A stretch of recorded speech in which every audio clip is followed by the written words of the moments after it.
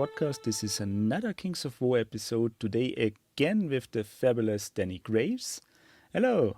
Hi guys. And we have a more or less quick talking about the first Fracture review, and we are going to start with Nature. So the book is, when this episode goes live, the book should be released.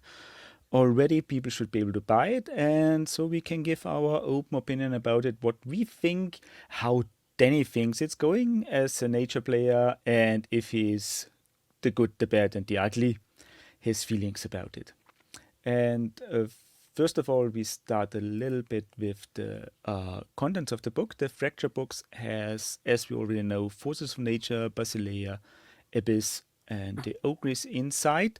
There is good 70-page portion of background, then the army lists, and we also got rules updates, errata, new command orders, unit changes, and new scenarios in the book, which we will not cover today, but later on as we focus on the factions in each episode, and then go over the general changes in a different one. As I don't think talking 3 hours straight about everything is up to us, as we are try to be professionals, but I don't think our voices will hold up that long. Yeah, let's keep it short and snappy and exciting. And what's more exciting than the brand new Nature army? So, okay, then let's first talk a little bit about the 2 new guys we have in here. So we have the new champions, the Kings of War champion that will be a champion in Kings of War Champions. That's Yadrin Thorn Creeper.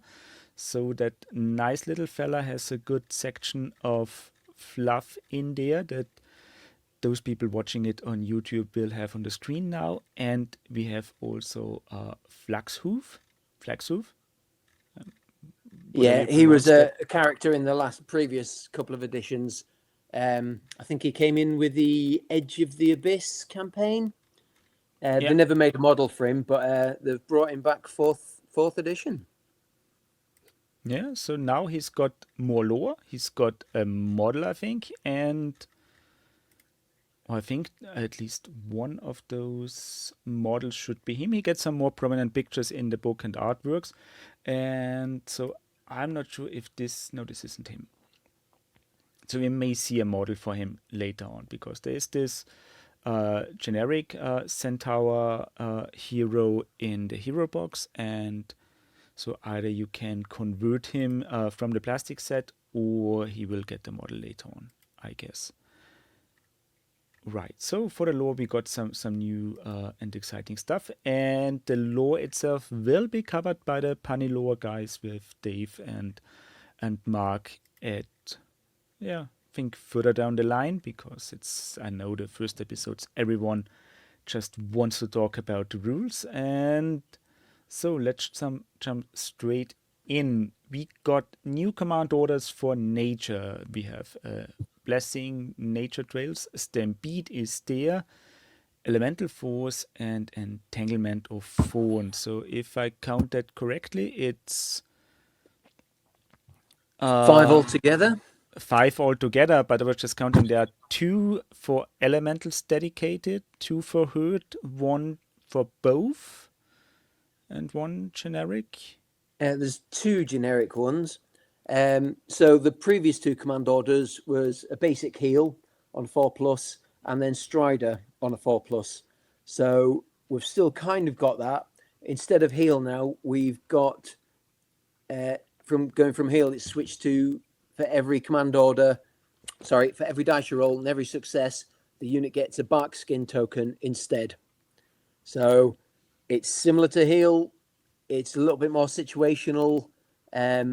Obviously, if you've got stuff like Forest Shamblers Defense 5 and Earth Elementals Defense 6, it's great because Barkskin, usually you have to roll that 6 to get them it. So that's massive bonus for stuff like that. And the Strider one's actually gone up to a 5+. But That's for units with herd or elemental. So that's a lot of the army is going to be covered by the Strider. And because there's so much thunderous charge in the army, and a lot of the elementals are hitting on 4+, they're really going to need that Strider to work. Yeah. So That's with going to be. Stampede is pretty good one. It's only for the herd units. Basically, it counts if you charge into a unit, you can count them as an individual. So if you cast this on a 5+, cast it. If you get this command order off on a 5+, then you can choose to. You must go forward, and you can hit another unit and do another combat. But that means you'll be hindered if you do that. So if you get every now and again, you'll spike the roll and you'll do some serious damage, but it's going to be very situational. And next up, we've got Elemental Force. I think this might be one of my favorite new ones because it's elemental trait only, but the unit gains Rampage N+2 for every successful dice roll. So on a 4+, if you've got a Warlord, you roll 3 successes, you're going to have +5 Rampage. So that's really going to give elemental units a boost, especially with those Crush 2 Earth Elementals and the Crush 2 Fire Elementals. Yeah. The Water it's just great across the board, is that. And the last one, Entanglement of Thorns on a 4+. I think this is kind of sexy. If this unit is routed in combat this round, any units it's engaged with can only be given a hold order post-combat. So they can't reform if your unit dies. So if you've got a unit on barely any wounds left, you know it's going to die, you cast this order on and it goes off, that unit can then not reform, back up, whatever, just to get out of the mess. So you can set up some really, really good charges with that one. It's going to be tricky to play and get it to pull off properly, but when it does, oh baby, that's a really good one. So a quick call out on those who always suffer from double ones and then wasting a command as well. So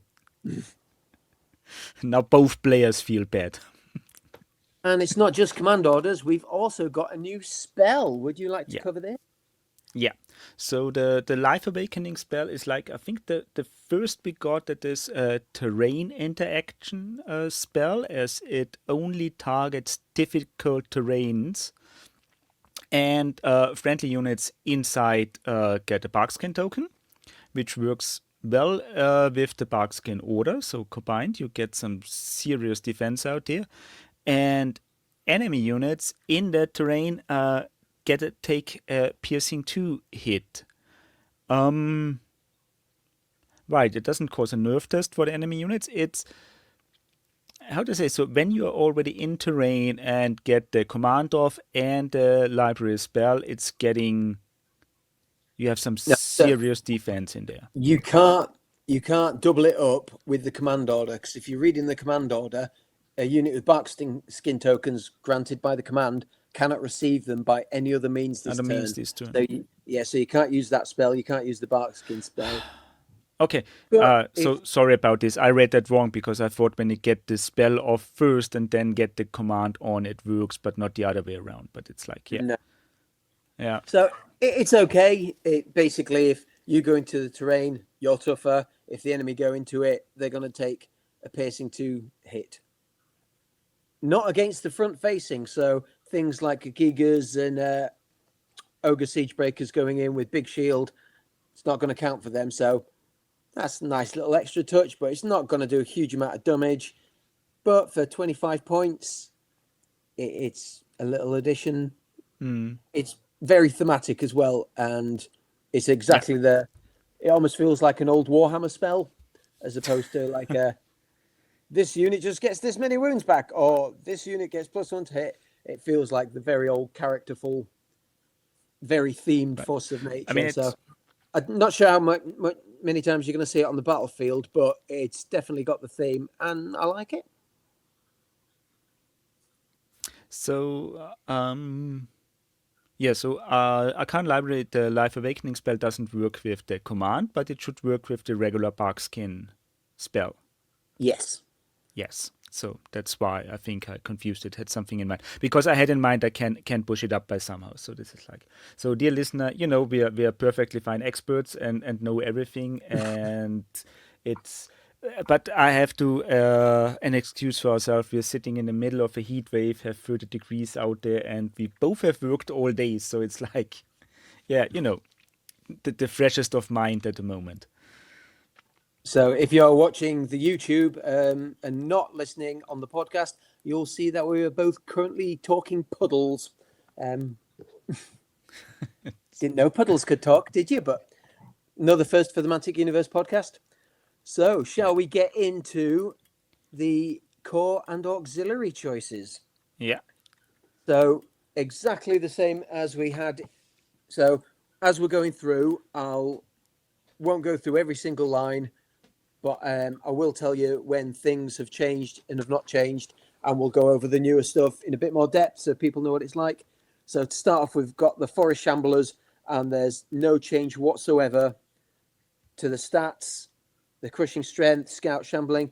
However, their trait is now elemental, and this is important. So throughout the entire list, Verdant has gone. It is not there anymore.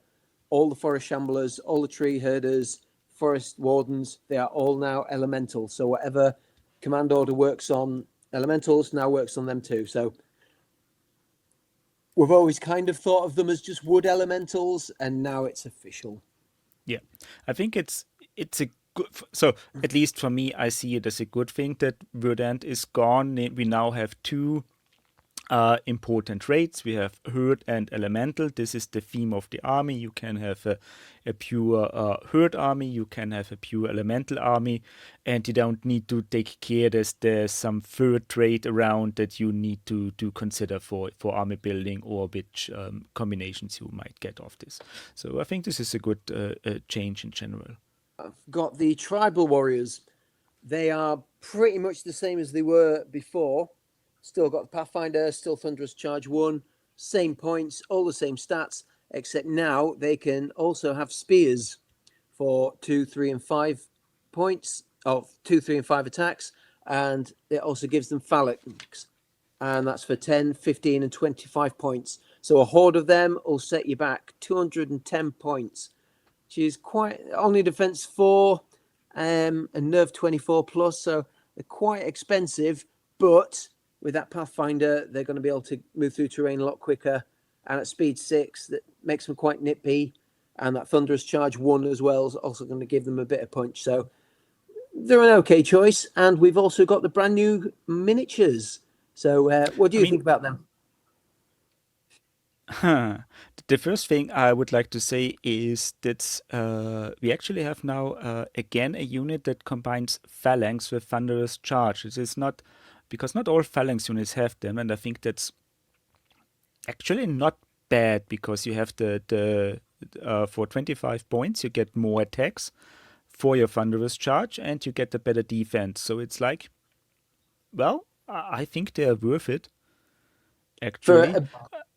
for basic line troops, they're versatile. So with the phalanx against certain things like cavalry, they can take the hit. And also on the Thunderous Charge as well, they can do some damage. So although the melee 4 and defense 4, which doesn't look great to start off with, they do have a lot of bonus advantages in speed, maneuverability, and the extra spears and Thunderous Charge means they can probably punch a lot more than their stat line suggests. So I think you're right there.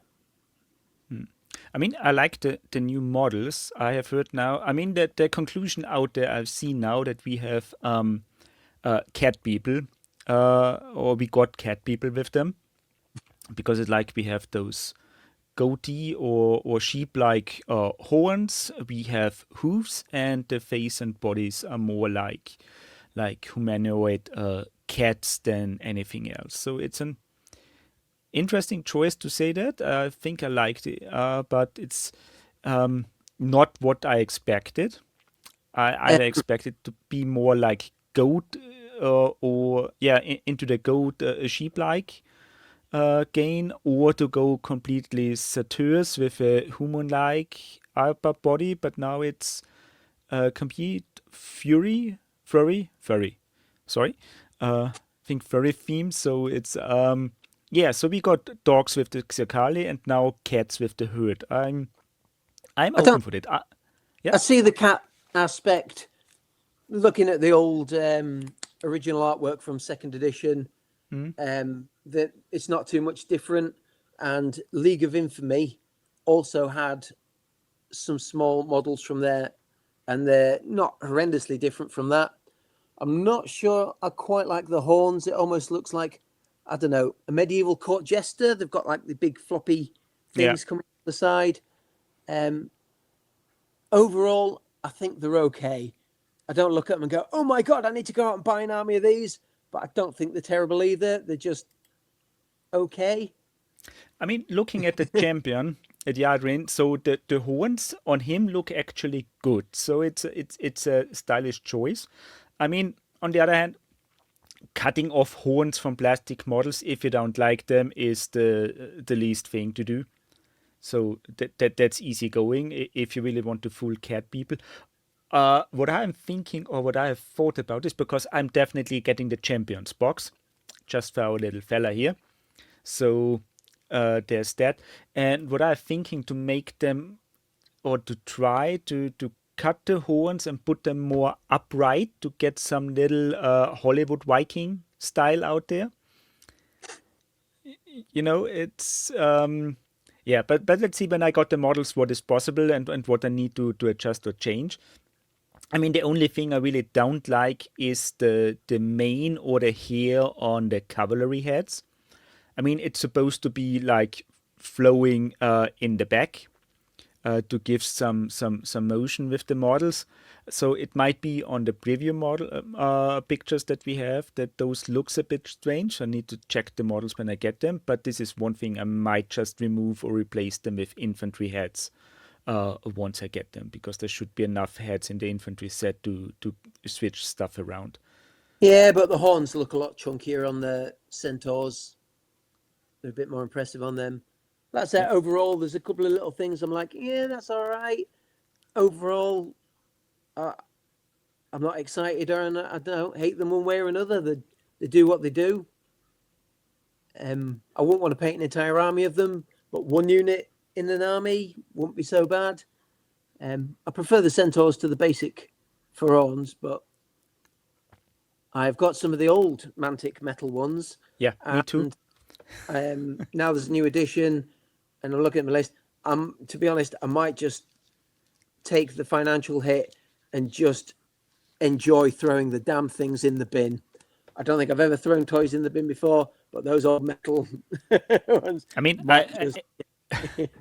metal is expensive, so but I can't see to use them either. I have them still around unbuilt and unpainted in the VHS case because it's like when I got them, looked at them and said, no, it's Well, do you know? Do you have rage rooms in Austria?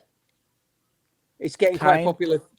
It's getting yeah, quite popular now. Basically, you get some like safety glasses on and get given a sledgehammer, and you get to go into a room and just smash everything up in there.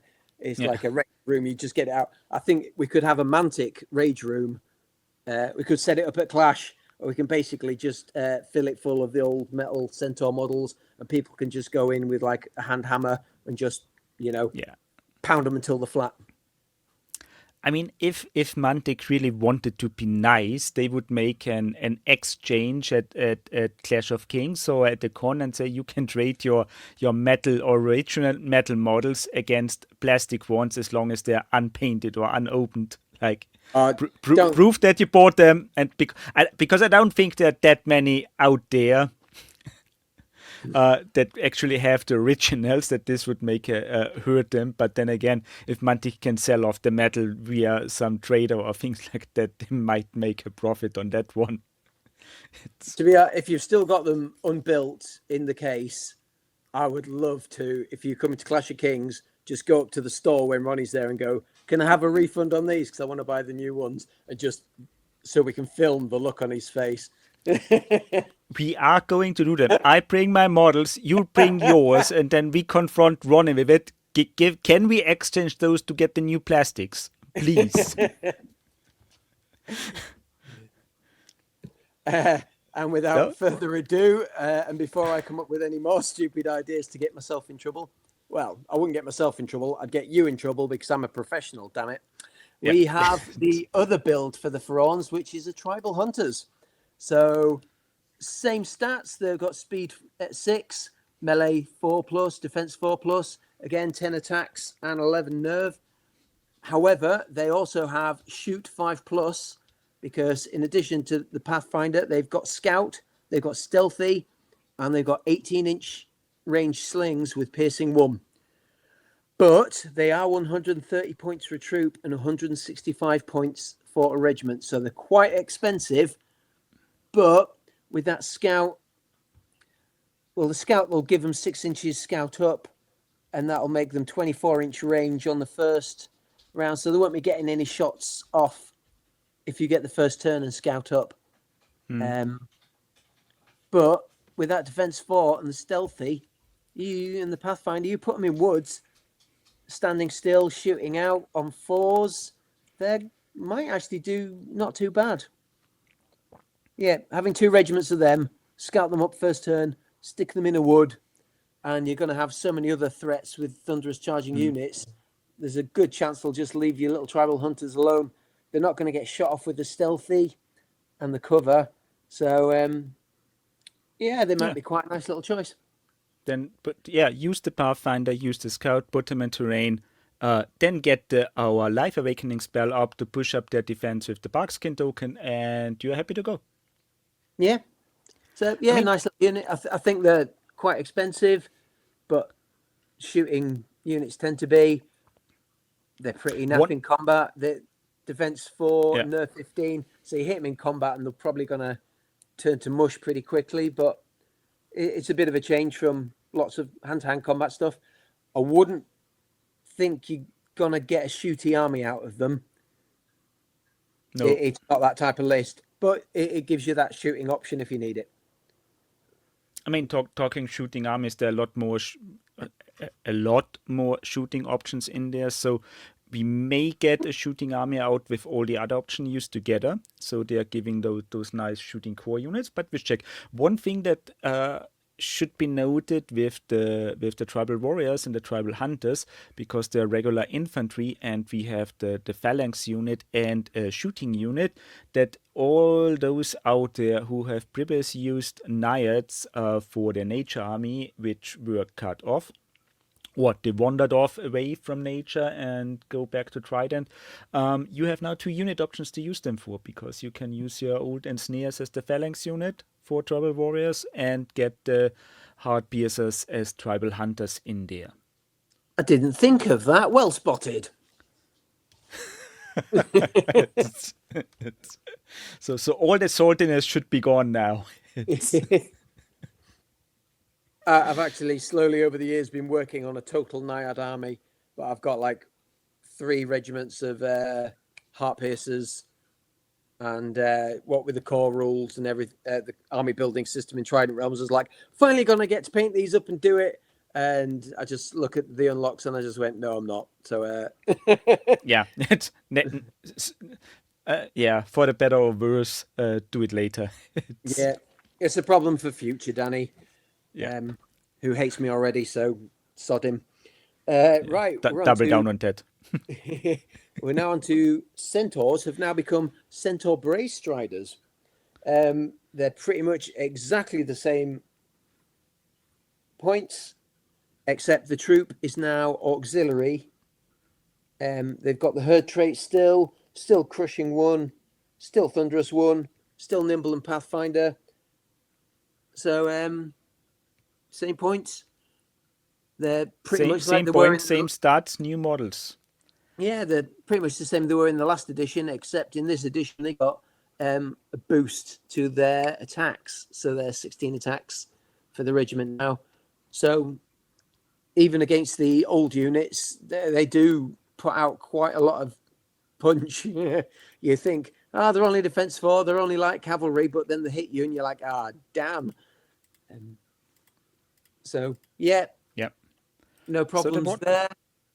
the and so the one thing I'm most curious about them, because they got two-handed weapons, or two-handed maces actually, which is an interesting choice for a cavalry regiment. It's definitely something different to have cavalry with large maces running around. So, but I can see this being for centaurs to be a more useful weapon to a point. Yeah, because you're not going to hit the horse in the head, are Yeah. you? So, yeah, it's a nice fighting choice. Double-handed weapons, I hate them when you see them on top of like horse riders and stuff. I say that having my own Basilian knights with double-handed weapons, but yeah, it's a nice change from what you usually see. Yeah, I mean, it works for centaurs. As you say, you don't have a horse head in front of you that goes in the way for the double-handed weapon, that you need a lance or something to extend your range beyond the horse in the front. So it's actually very thematic to have that they have different weapons than regular cavalry. So that really fits. I think if they got lances with shields, it would have been just boring to get a centaur unit that looks exactly like your regular knights or regular heavy cavalry. So yeah, appreciate that one. Cool. And on to next, we have critters, and they are an auxiliary troop, and they're speed 6, melee 5, defense 2, 12 attacks, nerve 11, 65 points. Still fly, still pathfinder, still vicious in combat. Just good, solid, decent, cheap chaff. Yeah. And I think the only decent cheap chaff that got cheap plastic models. Do they have plastic models for the critters? Yeah. I mean, uh, not dedicated ones, I guess, but Mantic Oh, they used have some like dungeon the terrain yeah, Mantic made those terrain D and crate. D accessory monsters some while back with a hard plastic sprue, where you get two sprues with random monsters or random animal monsters, small stuff for D&D in a box, and those are sold as critters. So it's, yeah, well, I think they also released this STL on the Vault already, so you can get, like, when you don't want to have that mix, you can go for just one or two of the animals and print them out, or use the plastic ones. And And if you've got any plastic harpies from Hellboy and League of Infamy, which you might have been saving up in a little bag over the years until the herd came out and are now useless, you can use your harpies as critters. How about yeah. that? Because weirdly, they've got fly, but the picture they've given us in the group is critters. There's a big worm, there's bugs in there. They're like the least flying things you can imagine. So, Yeah, I think that there are also bats and vultures, so there's a mix. So just in case, for those listeners who don't know, Mantic is had a section on the store that is going for 5th edition D&D, which is selling adventure kits with game cheats, die. I don't even know if they sell the adventure kits still.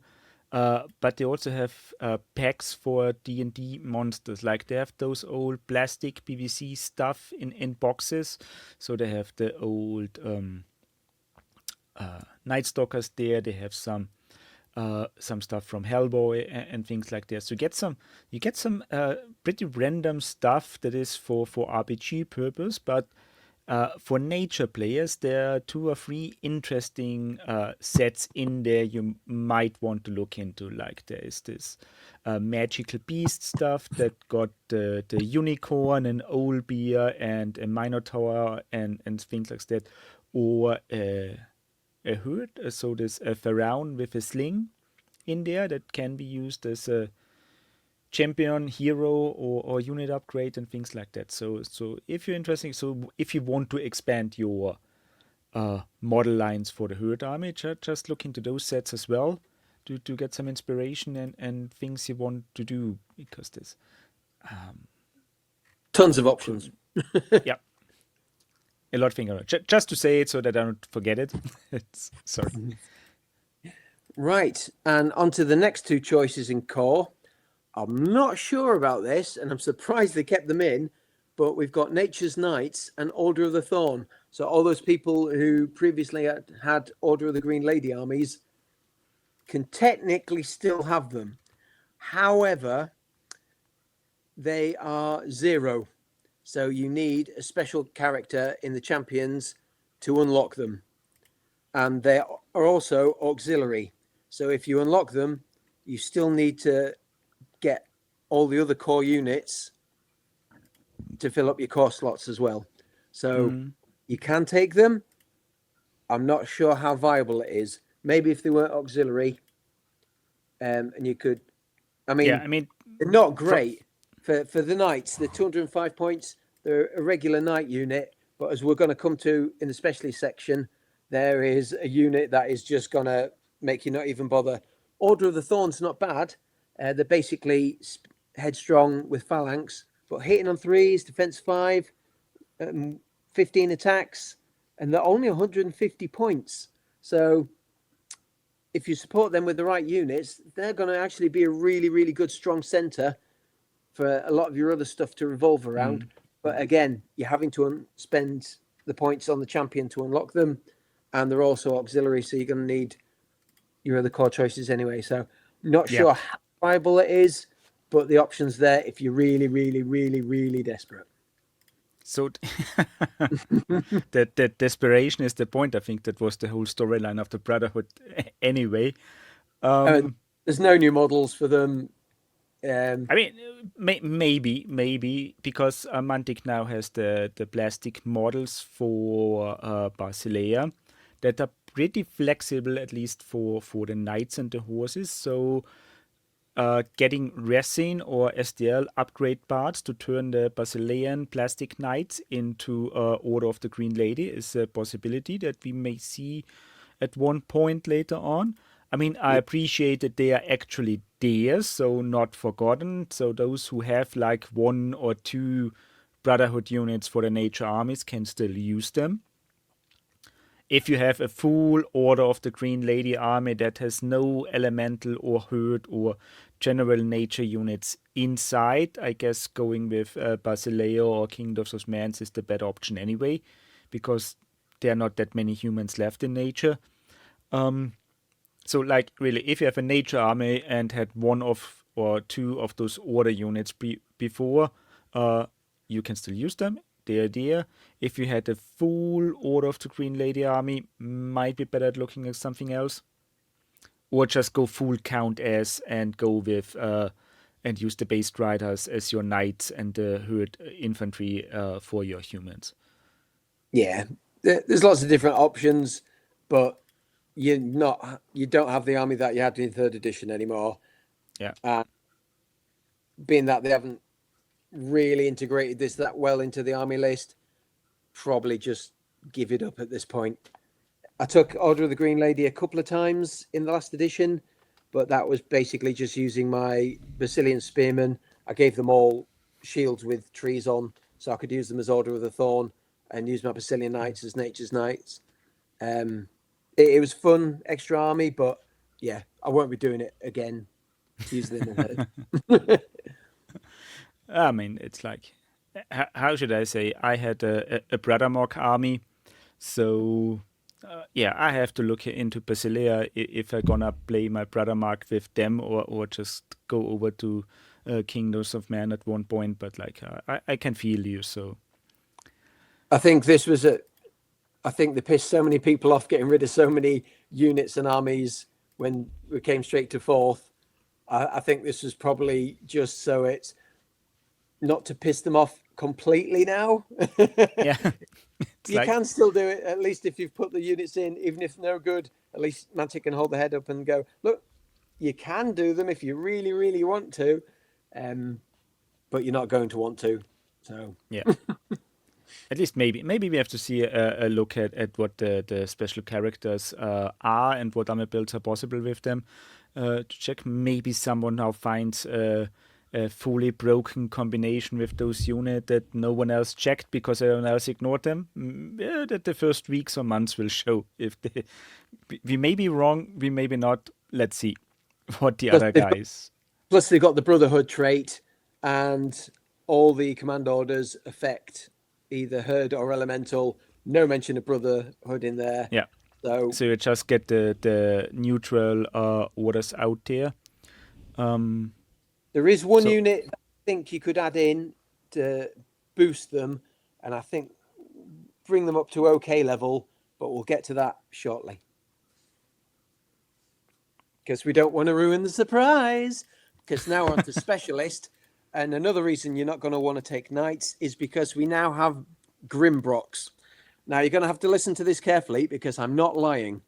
Although they're only speed 5, they are melee 3+. They are defense 5+. 9 or 18 attacks for the regiment. Nerve 14 and 17. 135 points and 185 points for the regiment. And they come with Brutal 2, yeah. Pathfinder, yeah. Thunderous Charge 3, yeah. And Retaliate, sod off. So for the 205 points you're getting for the knights, paying for the knights, you're paying 185 points for these. Now, because knights are now Thunderous Charge 3, it means they are pretty bad in terrain. So a lot of armies, you'll just see one, and they'll have the Strider, Pathfinder, Jesse's Boots item. One of the best uses of knights in this game is not utilizing their speed at all. It's sticking them behind a big solid unit like Iron Guard or a Spearman unit. The Spearman unit takes the hit. That unit then has enough nerve to withdraw without dying. And then you've got a free, easy charge in with your cavalry and that Thunderous Charge, probably unhindered. You don't need the cavalry for that. You don't need the speed to do that. So the Grimbrocks do that. They do it cheaper and they do it better because they got that Brutal 2 and that 17 nerve defense 5 makes them real tough as well. So, yeah, we really appreciate them. yeah, the most important part actually is their heavy infantry. So, and they don't have a model picture. So I guess we're going to see a resin or STL release on them. Yeah, I think they said in one of the blogs that they were going to be releasing resin bits for them in the vault. Yep.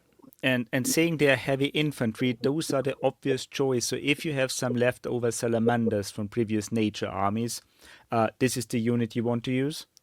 Also, if you have the previous longhorns or the other heavy infantry units from the herd lists, that's the unit you want to use. Yep, and it's a great unit. At this point, I would also like to add the other heavy infantry unit that Forces of Nature have and is now gone. We no longer have Hunters of the Wild. So if you're some poor sap who spent absolutely ages last year building and painting up 3 units of them, you now can't use them anymore. So hooray for me. Next unit, before I start swearing. I mean, again. you can use them as Grimbrocks now. Yeah, but when they're Thunderous Charge 3 and Brutal 2, and I've built them all as teddy bears and fairies, it doesn't really quite have the same theme. How? Well, how to say? I now remember a certain rabbit out of a certain Monty Python's movie about being disguised as a neat little thing. I can see that work actually. No. It's... Okay, so you'll have noticed in all the core choices, we had water elementals and we had earth elementals as core before. They are all now in specialist. So when I first, because I've got an elemental army I've been using, and when I first looked at the list, I swore, and I swore my little house down. But then I also looked in the character section. You can now use there's a couple of characters that you can now unlock elementals to make them core. We'll get to that later. So I stopped my swearing once I read that. I think that's only for you to get your blood pressure up to put the warlords and champions in the back of the army list and instead of giving them up front. So you so you I, start swearing once you read through the core, it gets worse, and then you go to the warlords and say, okay, no, fine. It's yeah, that is not the joke to play on me at the moment, Mantic. In fact, I'm pretty sure. I know one of the guys who did the list, one of the play testers, and I actually said, if you do this, you will hear swearing like you've never heard before. And then I looked at the list and then I swore. But they have sorted it out, and it's not a bad sort out. So, yeah, I'm pretty sure they just put that in because I would have screamed such an apocalyptic scream that you'd have heard it across the pond. So, yes, water elementals have not changed at all. They're still brilliant. Exactly the same stats.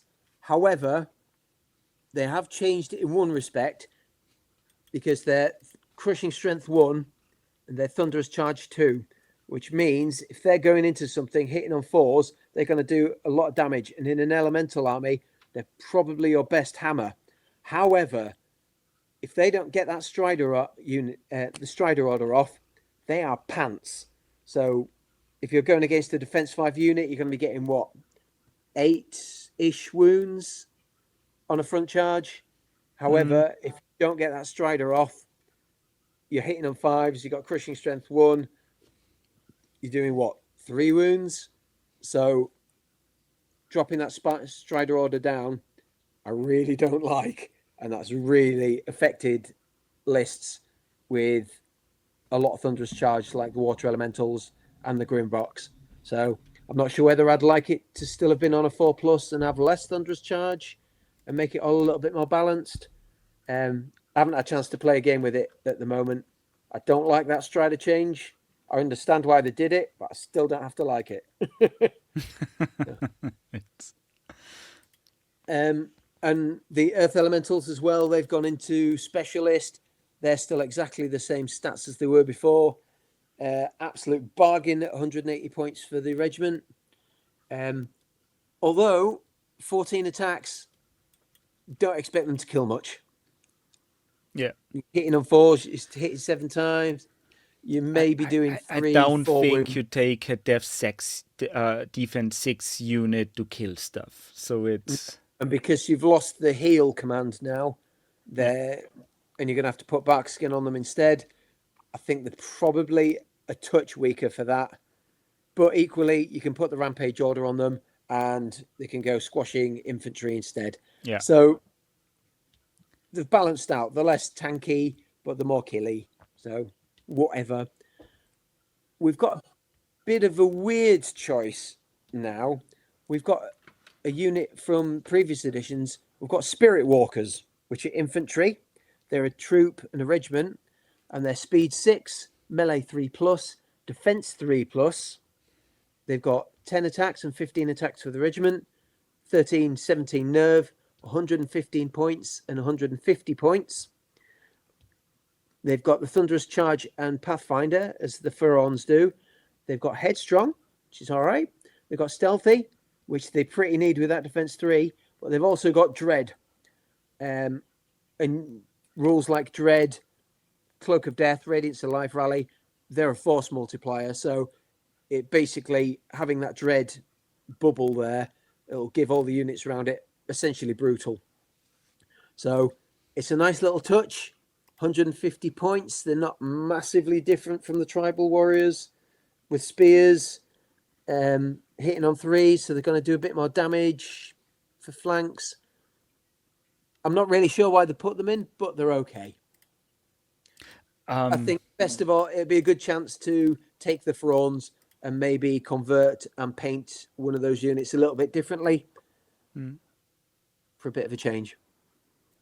Or use some old models you have. Again, Naiads would fit in there with the bluish theme among them. So actually having the Naiad and Sneer, so the hard piercers as a dread unit in between, because I think a lot of people have built the Hartbeers as troops or regiments anyway, so and then Sneers as horde, so you would have use for them here as well.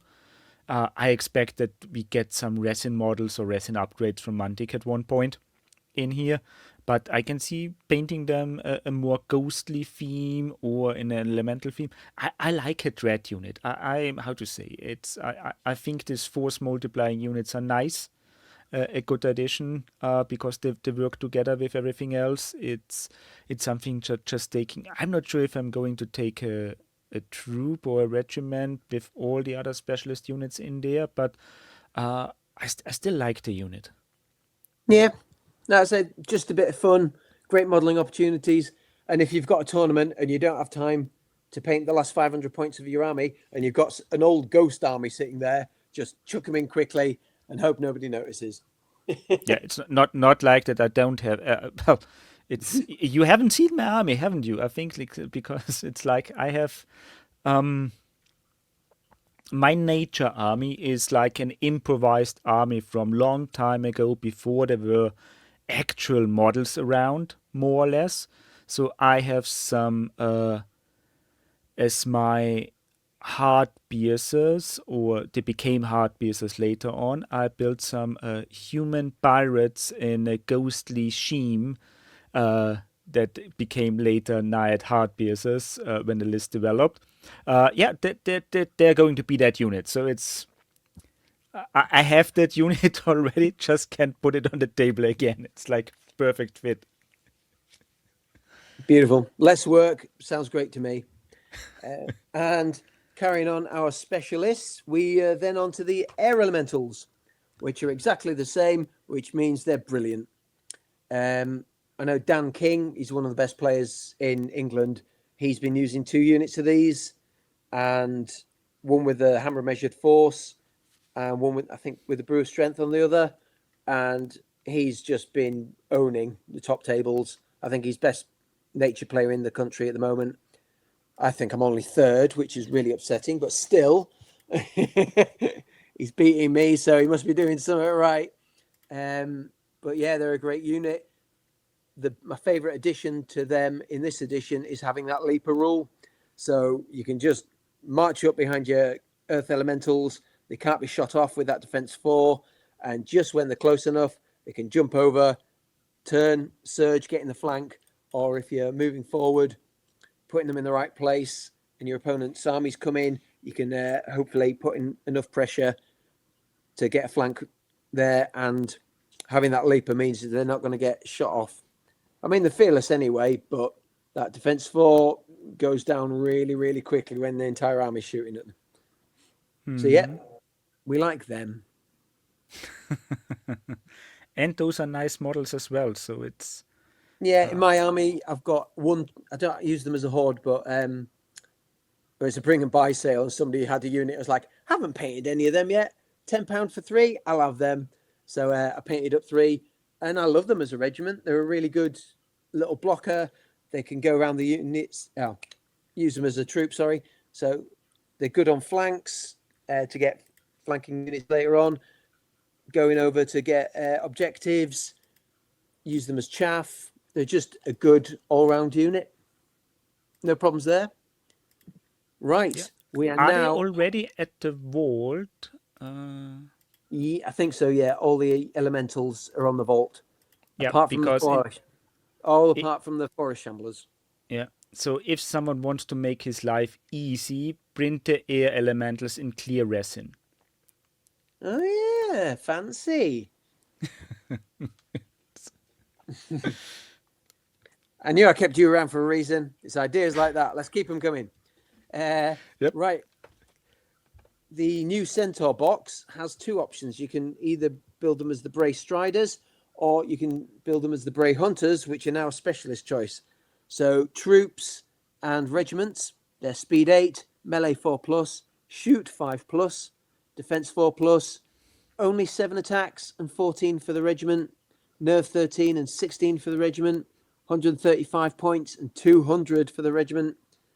But they do have feint, nimble, pathfinder, short bows that have got an 18-inch shot, and they've also got a Thunderous Charge 1, so they're pretty much a multi-purpose unit. You virtually never saw them in the last edition because Scorch Wings are so good.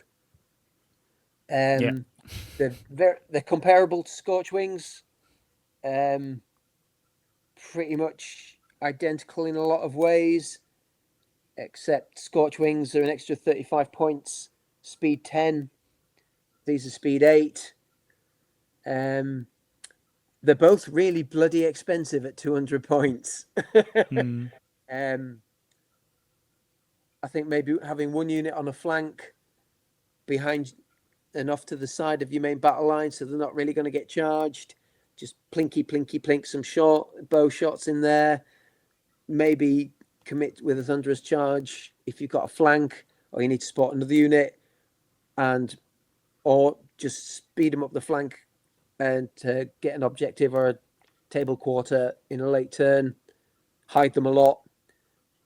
They're okay-ish. They're quite versatile, but again, for 200 points, you can get some quite hefty stuff for 200 points.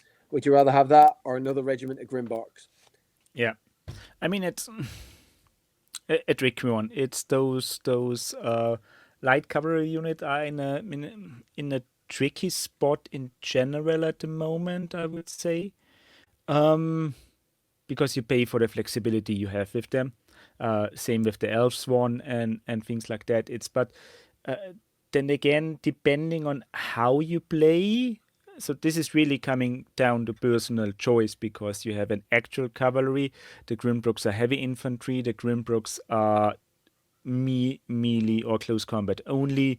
The Centaurs are more flexible. So yeah, it really is personal playstyle. I can see. I mean, I like my light cavalry because I like to have the choice to go around or to have a unit that is like ignored in the first turns by the opponent, and then you can get in and decent flank charge, grab an objective and run away and things like that, because it's like get a token on them, move them with Pathfinder through terrain, use the terrain spell to get Barkskin on and things like that. So there are some nasty things you can do with them.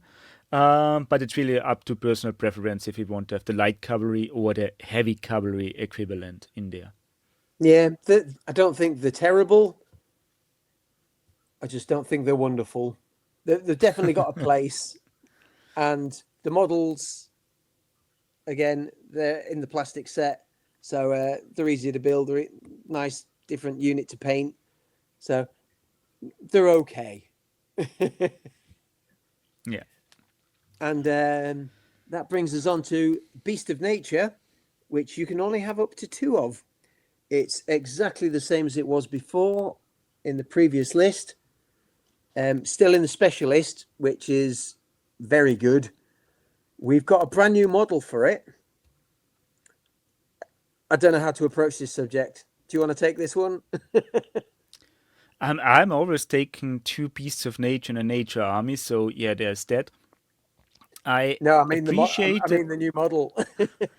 I Why has it already got a have 2 loincloth? models. Why has it got? It's half air and it's half like wood. Why has it got a loincloth? What's it hiding? Is it like genitals like wood, or are they air, or is it a mix? And who's it mating with?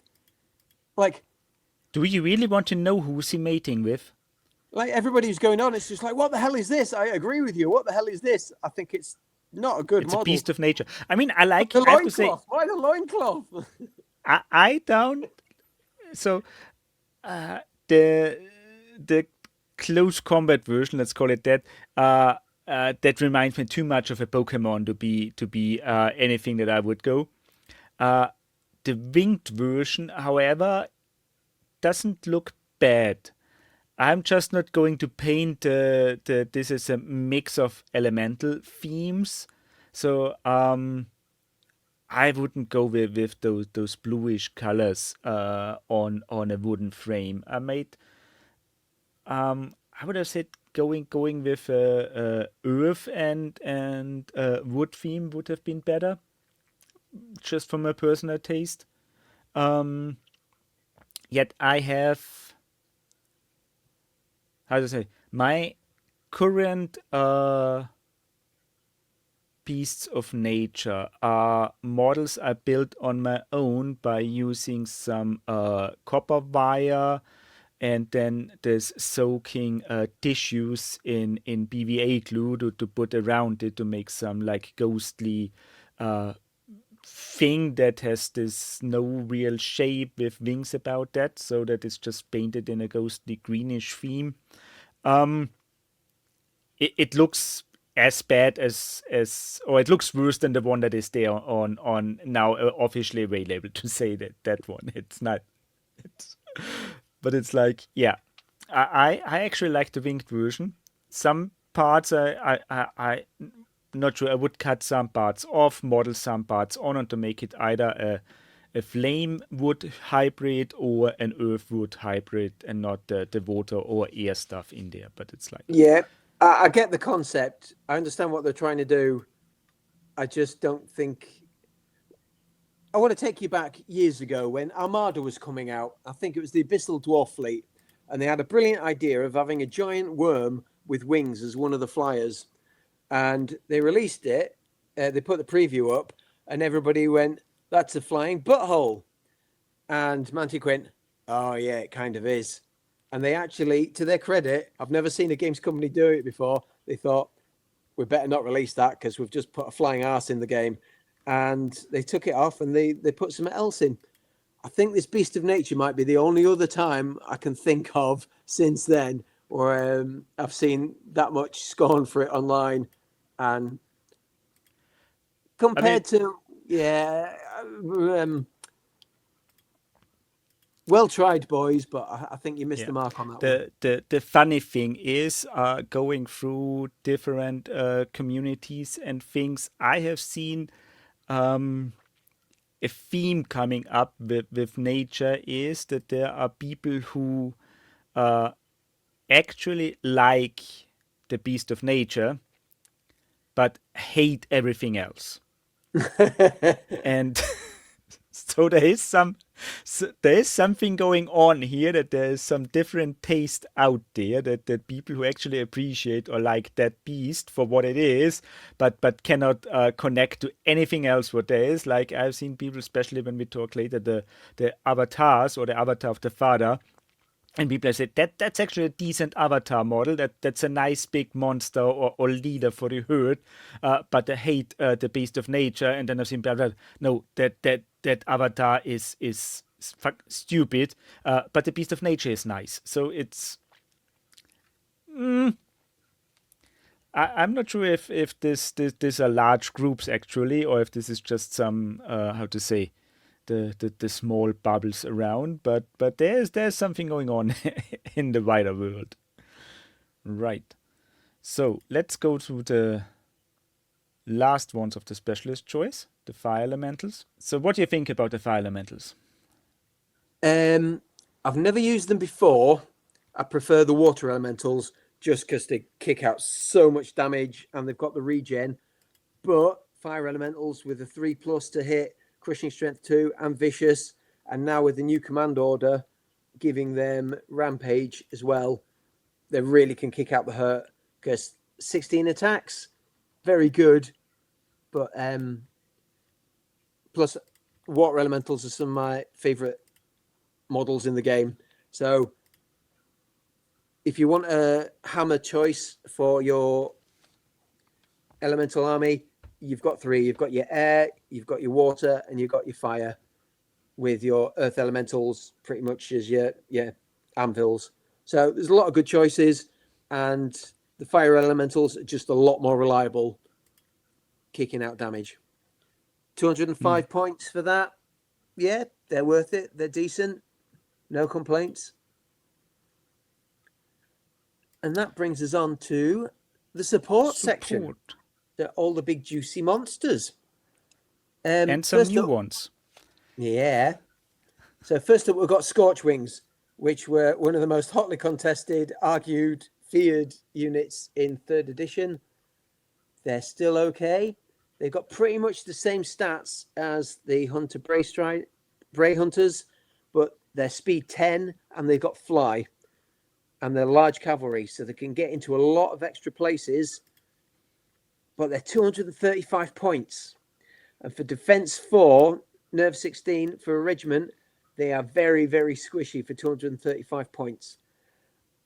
And with all the other choices in support, I think maximum you're probably going to have either one troop as fast scoring chaff, harassing unit, or you're going to have one regiment to maybe hang back and do some flanking. But importantly, compared to last edition, they now have the elemental trait, which can give them either the Strider, and it can also give them the Rampage.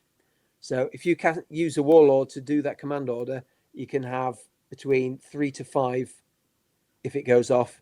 So having 5 extra attacks makes them 19 attacks in the flank with Thunderous Charge hitting on 3s. I think they could be a sleeper hammer unit with that Rampage order. So that extra elemental trait really boosts them up compared to what they were before. So again, because they're in support, you're probably not going to really want to use them.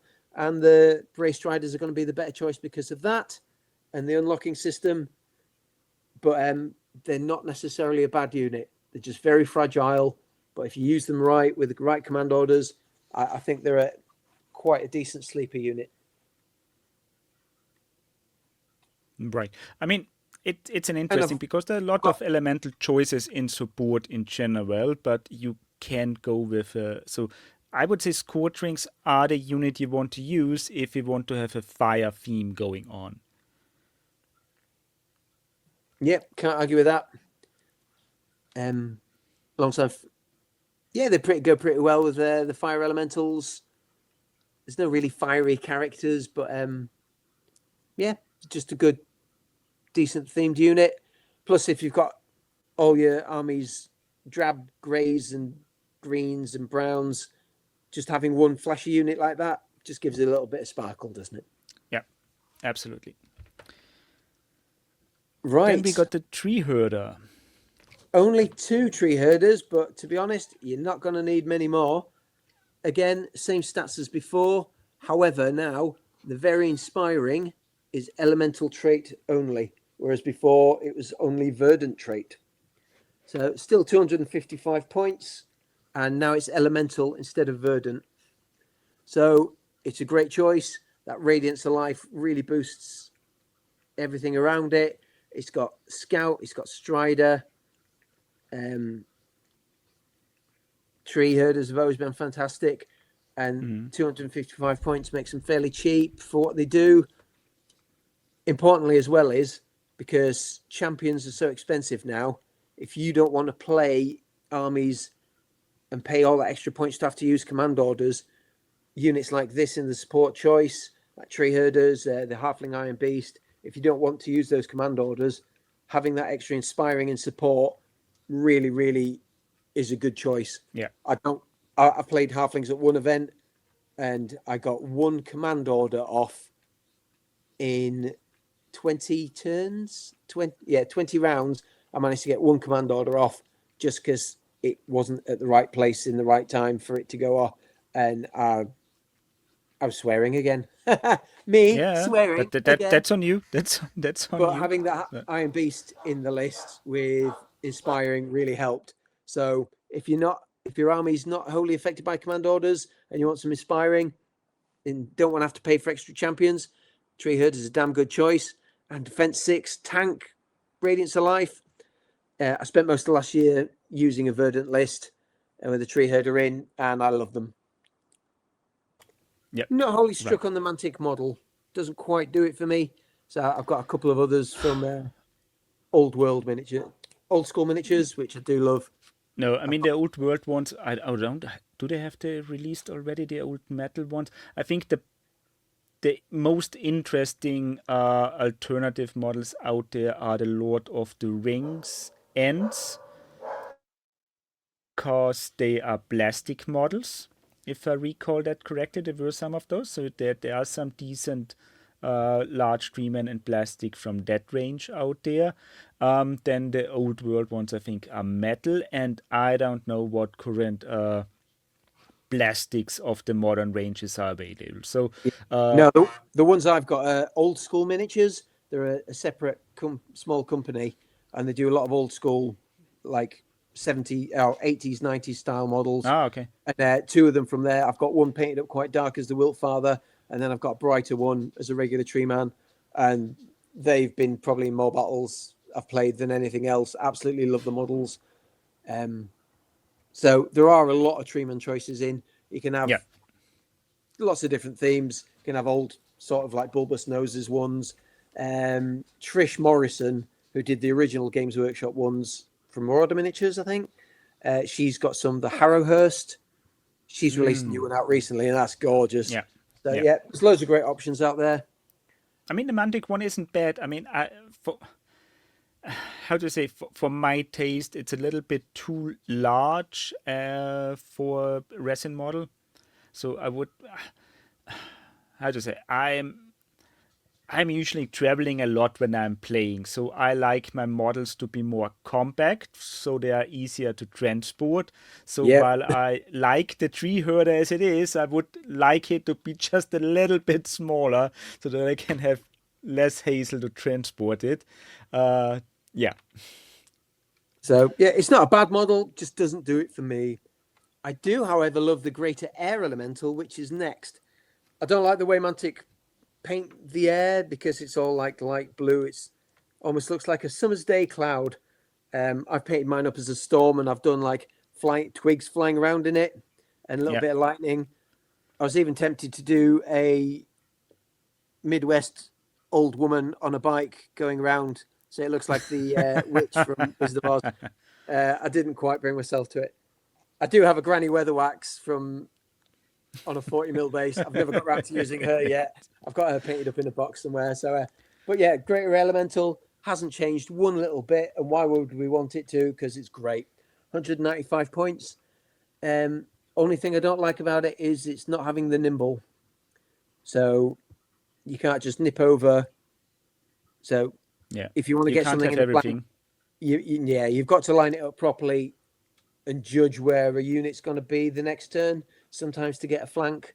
Quite often I'll just use it as a thick chaff, because if that's going over 18 wounds, it's going to stick around. By that point, my water elementals are in there kicking ass, and I can just move up my other druids just to heal it up a little bit. It survives a lot longer, unless you're placing Rad, and he shot it off on second turn with some bloody artillery one year. But I was like, it's safe back there. All those wounds, it'll be fine. But yeah, that defense 4, it's not especially good, but the Nerve 18 does often keep it alive a lot longer than you think. Yeah.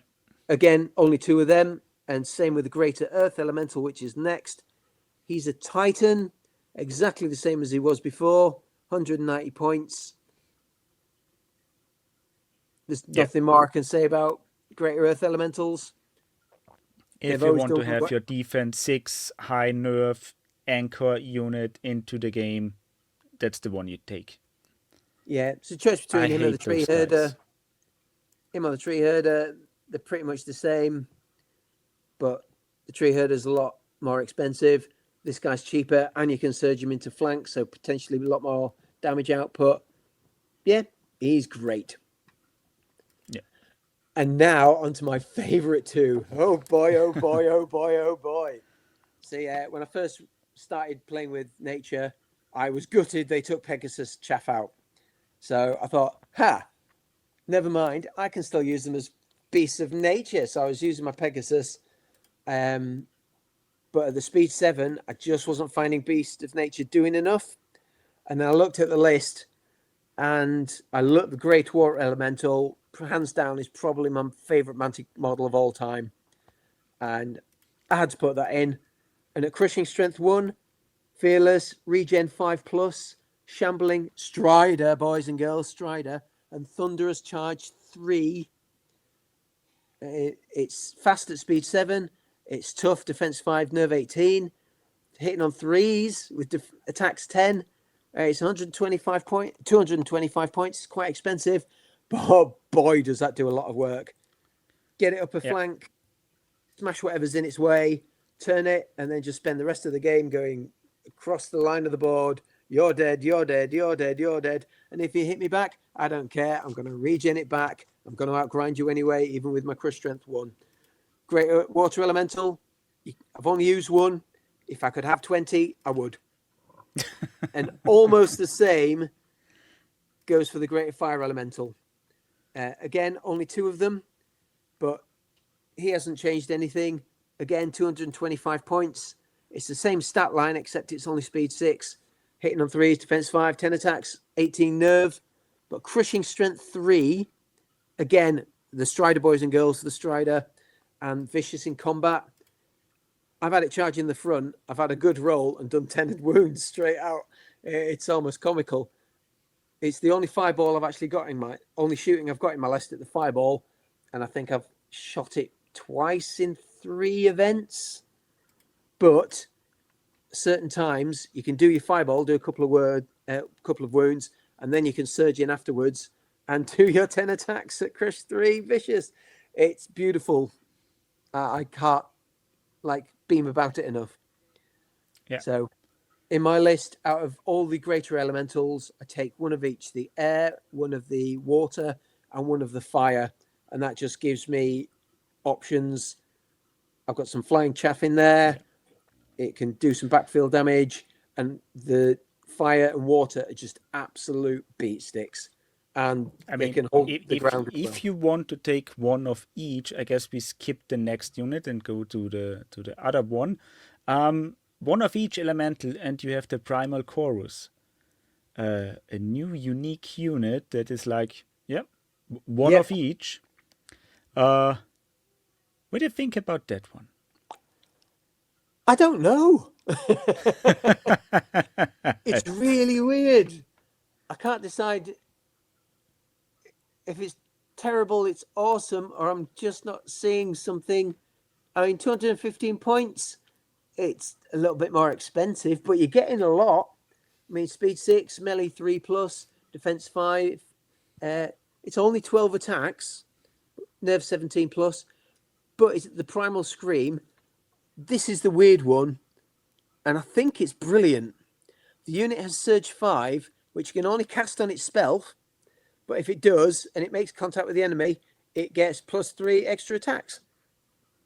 So I think it might be a really good backfield unit. So if something like a dragon's coming over, or you've got an annoying little character who's jumped over the top, you can just turn, surge yourself, and you're getting 15 attacks on 3s. It's Crush 1, it's brutal.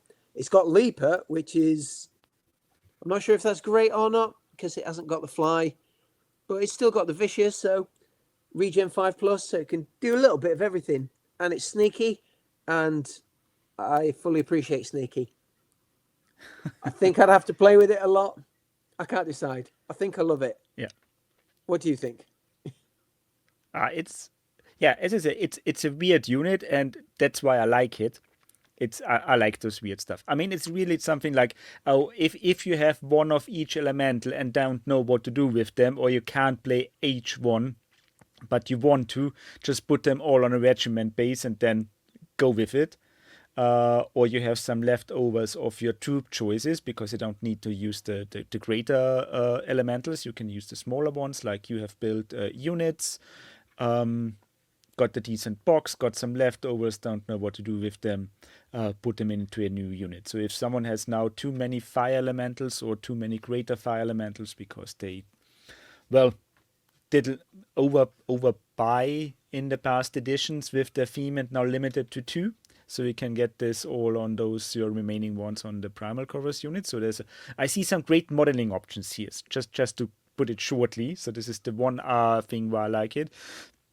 And then it's like, a self-search unit. This is like, I don't know if this is like really turning out to be that great as I think about it, but it's like it's really something. I like it. My initial modeling thought would be the Well of Souls, like the Portal of Despair model, is on the vault. I could print off a slightly larger one of them, and I could model in some fire on it. I could model in some rocks, somehow get some. It's kind of like whippy around with air, and I could do like it's really good painting opportunity, and so that could be like a potential primal chorus. Maybe do a couple of smaller ones to make it look like a unit instead of a single model. Again, like you just said, is brilliant modeling opportunity. Or if you're just at a tournament and you're like, oh, I've got 3 water elementals, a troop of 3 water elementals, and I've got a troop of like 3 air. What am I going to do with these? Slap them together. You've got a primal chorus. Bang, dusted, sorted. New unit. And you can change it every game. You could change it every turn. Like, yeah. So, yeah, it's you mentioned the vault, and now I have to. There are some interesting opportunities to go when you go with vault items in there. One thing is definitely, so people be aware, you may or may not want to look into Armada and get some interesting options out there of the different factions to upscale things and put them together as the elementals. Like you get the different Scorchwing, Phoenix, or those crazy things are from the flying units and things. So this can all go on there. You can also get some infantry models in there, some stony things. It's too many ideas for now. I need to sleep over it another week to just get to make up my mind what to actually do with it. But it's like, yeah. Also, it's chorus as well. You could have a rock band. Actually, there is a Mantic ogre model with an electric guitar. So yeah, I have that one on my Ogres as the big deal. I used it in I did 1,000-point goblin list for doubles, and I didn't have a blaster. I was like, I put him in there, painted him up quickly, and did his face makeup like Paul Stanley from Kiss. Massive Kiss fan. I was like, yeah. He didn't do anything. He died horribly, but yeah, it was a lot of fun. Yeah, it was cool. It's just that to be cool. It's like, yeah. So, I mean, yeah, put an Earth Elemental rock band in there as the primal chorus. Proper music with rocks in. Yeah. Right, and then go to the last. Oh, we have missed one in support. Yeah. There's the one last new unit. That's an interesting one because we got some new models in there that are not out of it. We now get Minotaurs mixed with the Pharaons. Previous editions, they were the old beers, if I recall correctly, mixed with Minotaurs. So there are 2. There's the Guardian Brutes. And yeah, they're basically just big monster animals. You could use pretty much whatever you wanted for them. I used big, some Mercia miniatures, like big lizardy monsters. Yeah. They sort of fit. But yeah, I love the mixed unit aspect. It's also a great modeling opportunity because it's like if you have some leftovers from previous editions and say, yeah, you only have 2 or 3 monsters because you played troops or the old regiment style in the past, but now want to get the regiment, put some Pharaons in there from the infantry sets, and you have a decent regiment now. You can also like have the do some modeling or switching around. Can also go your Naiads leftovers, your Salamanders in there mixed with the big ones. I think Salamanders would work as well. You get the bigger ones and some of the regular infantry into a single regiment and play it as Guardian Brutes if you have the model still around from the past. So yeah. Yep. Lots of opportunities as well. I got the League of Infamy Kickstarter. So I've got a couple of owlbears and there's a couple of the old ones in there, the old fawns. So I could quite easily knock up a regiment for them sort of thing. Only thing I don't like about these models is it just reminds me of Bebop and Rocksteady from Teenage Mutant Ninja Turtles. And as soon as that popped into my head, I can't get it out of my head. So,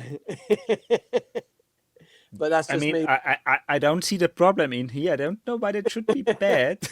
I know, but every time I look at it, I'm like, that just needs a pink mohawk. Yep. That's my And brain, not the actual models.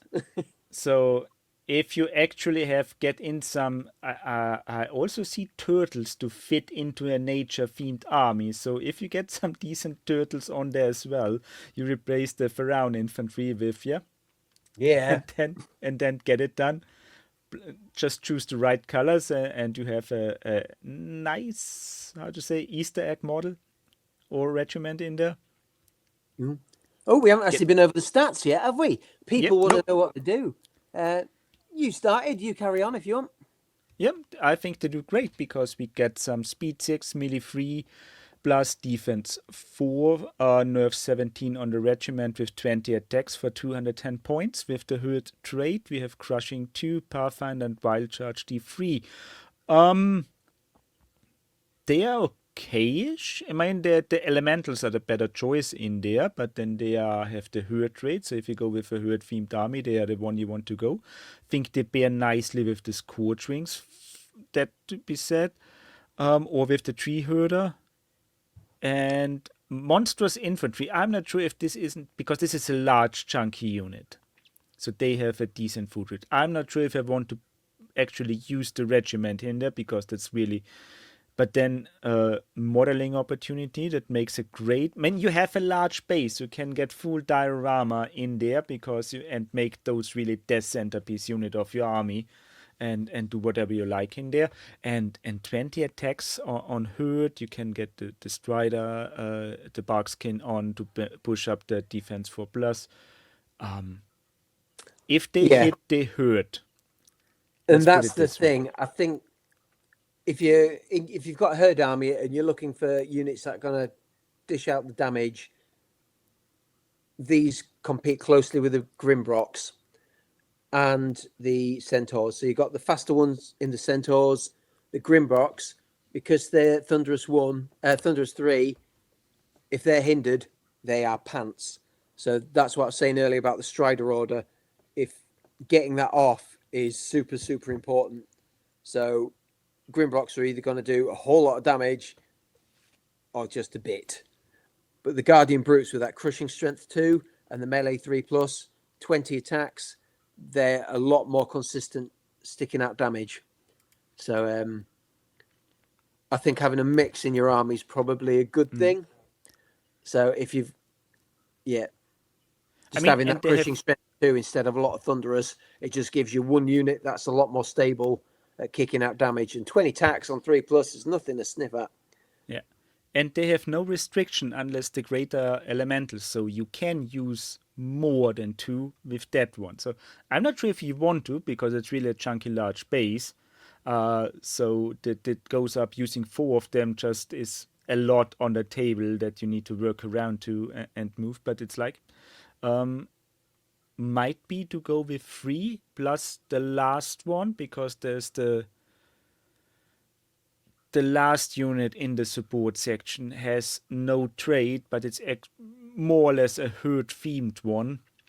The Great Totem, another unique one. So we have an elemental unique new unit, the Primal Chorus, and a great kind of herd unique unit in there that is also new. No model, but there's a picture on it, so I guess we're going to see an SDL or Racine release further down the line. And it has an aura. I think that's the first aura unit we have seen by now.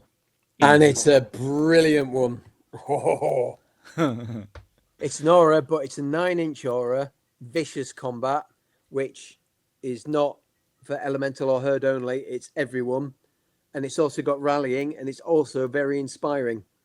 The important thing about this is it's after both sides have deployed, but before any scout moves, deploy this unit anywhere on your half of the board in open terrain, except on any tokens or markers. And after this, it can't be moved for any reason. So when I was talking earlier about the Order of the Brotherhood, having those 2 spearman units move up, giving them vicious and rallying and very inspiring, all of a sudden this war engine has boosted those units up to be pretty damn good. So, and because you're moving it up and it's got 9-inch aura, that's an 18-inch bubble vicious, 18-inch bubble inspiring, Only a 12-inch bubble rallying, but that's still chunky. It's going to be fantastic in games like Dominate and Hold the Line. Yeah. And at 160 points, oh, baby, fantastic. And the same as the Tree Herder. It's one of those where you don't have to spend the extra points on characters, which often don't do as much for the points, and you're spending extra just for the command orders. And this also, in the movement phase, can attempt to order a command order just like a champion. So, Yeah. and at 160 points, it's defense 6, nerve 18. Only weird thing, I think, is it's still got front, rear, and flanks. I'd almost wish it was like 180, 190 points and not have every single facing counts as the front, just because it's basically a big tree or a rock or something. But something. I mean, having flanks and rear doesn't really matter because it's a war engine, so you triple attacks on it anywhere anyway. Oh, yeah. I forgot about that. But it is defense 6, so who cares? Yep. It's a downside. I think it's like, it's a war engine. So, and I think that's the most unique war engine that we have by now in that game, because it's a pure support thing that cannot be moved. It's a very thematic unit, and I really like it. So we can do a lot with that one. And not so many building opportunities, I would say, because being a war engine means the base is limited in size. I mean, Yeah. for a good reason, with all the aura and very inspiring going on. You don't want to have the Titan-sized base on there, but it's like, yeah, but Yeah, so 50 mil, a tree with some corpses hanging off it, pile of skulls at the base as sacrifices, maybe a nice big stone. That'd be quite good fun to cut out and paint. Crucified bad guy. That'd be quite a good one. An altar with some guts on it. That'd be quite a good one. Yeah, there's loads of different choices. Some flying stones, maybe, that you have like the small base, then a flying stand, and then the large thing going on higher up, so that you get something magical around. So like an elemental theme going on with rocks flying around, a fire or something like that. So this could be also. Yeah, honestly, that is one of the best new units I've seen in this edition. I absolutely love it. It's thematic, it's fun, it's got modeling opportunities, it's great in the game, and it also means you're going to need to play it well. Yeah, you're going to put. It's not a no-brainer. It all comes down to your deployment. You want to put it further forward, so it's going to affect more of the board, but you don't want to put it so far forward that it's going to get annihilated. It might be worth hiding it behind a piece of other terrain. But if you're doing that, which way are you going to face it so it's not going to get flanked? Yeah, there's a lot to consider when you're using it to get the best out of it. But at 160 points, yeah, we love that. And now we're on to champions. You're the champion expert, so would you like to kick us off with the Centaur Chief? Yep. I'm actually not the champion. I'm the expert for. No, I'm not an expert. Well, depends on in what country you're coming from, because I have to say, in Austria, an expert isn't actually something positive. But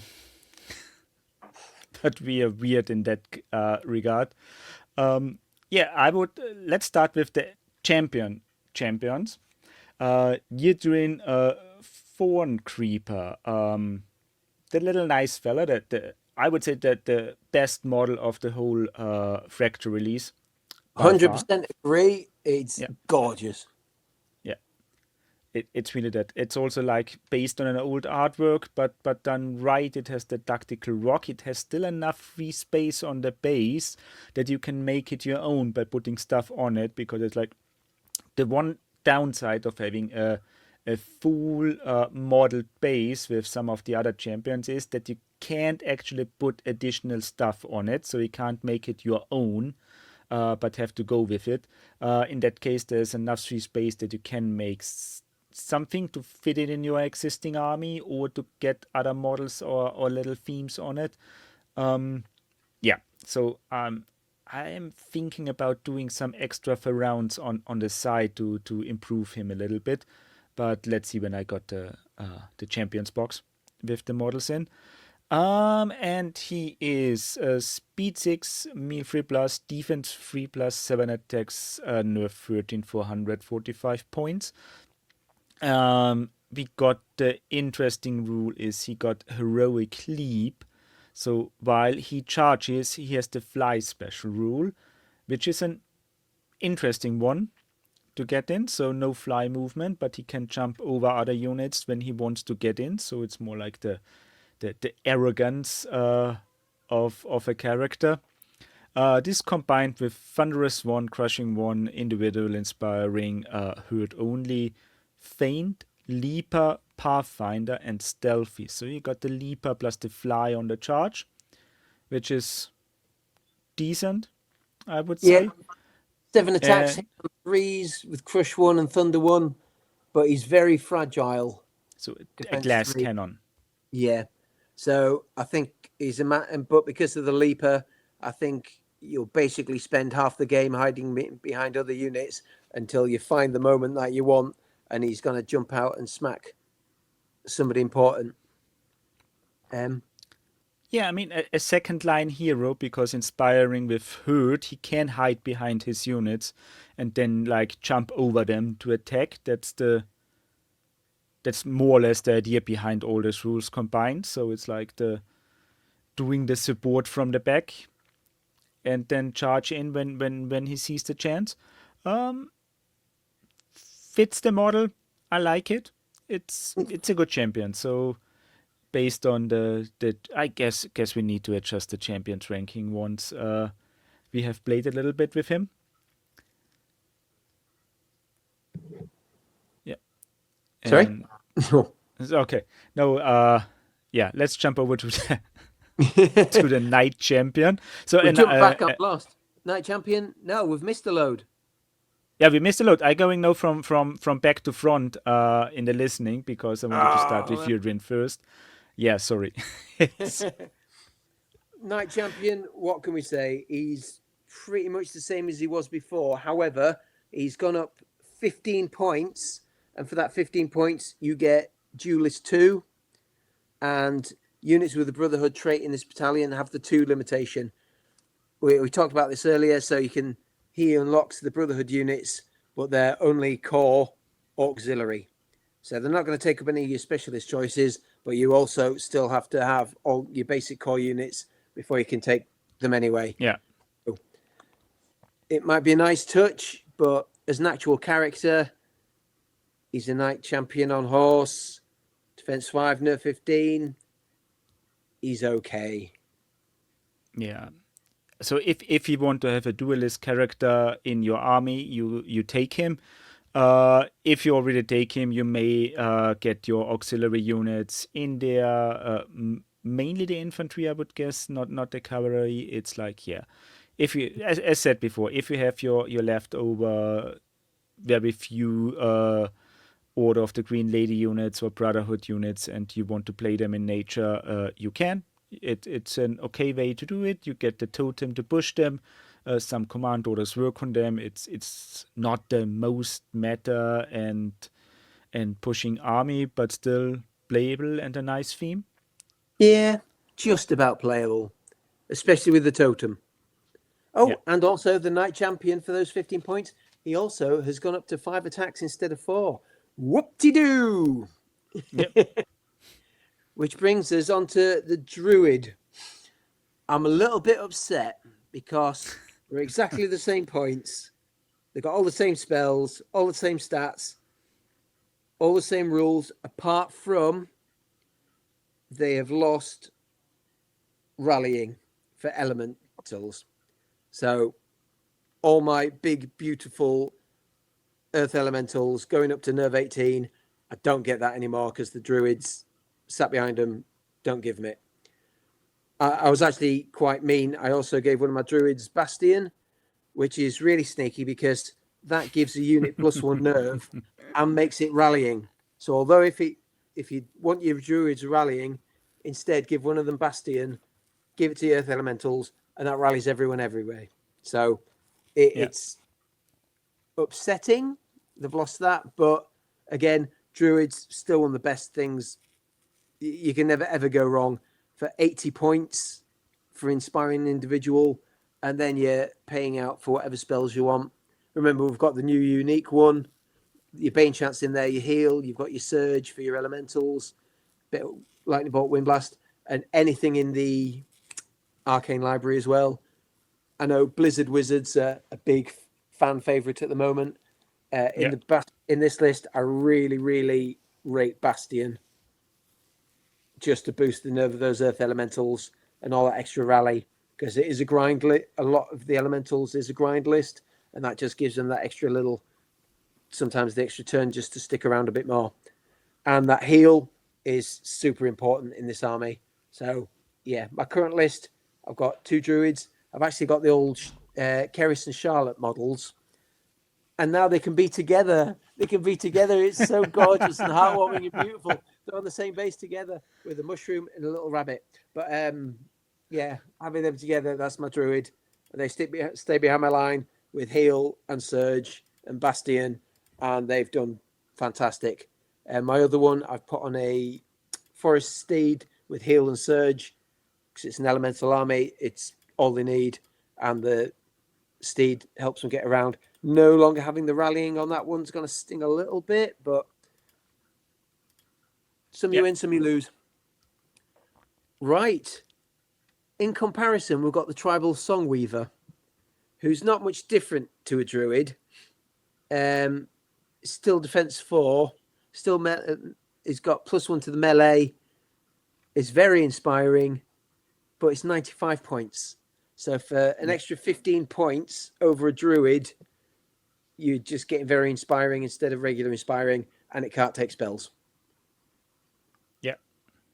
It's a lovely little model with his pipes, but nah. If you're doing a herd theme, it's okay.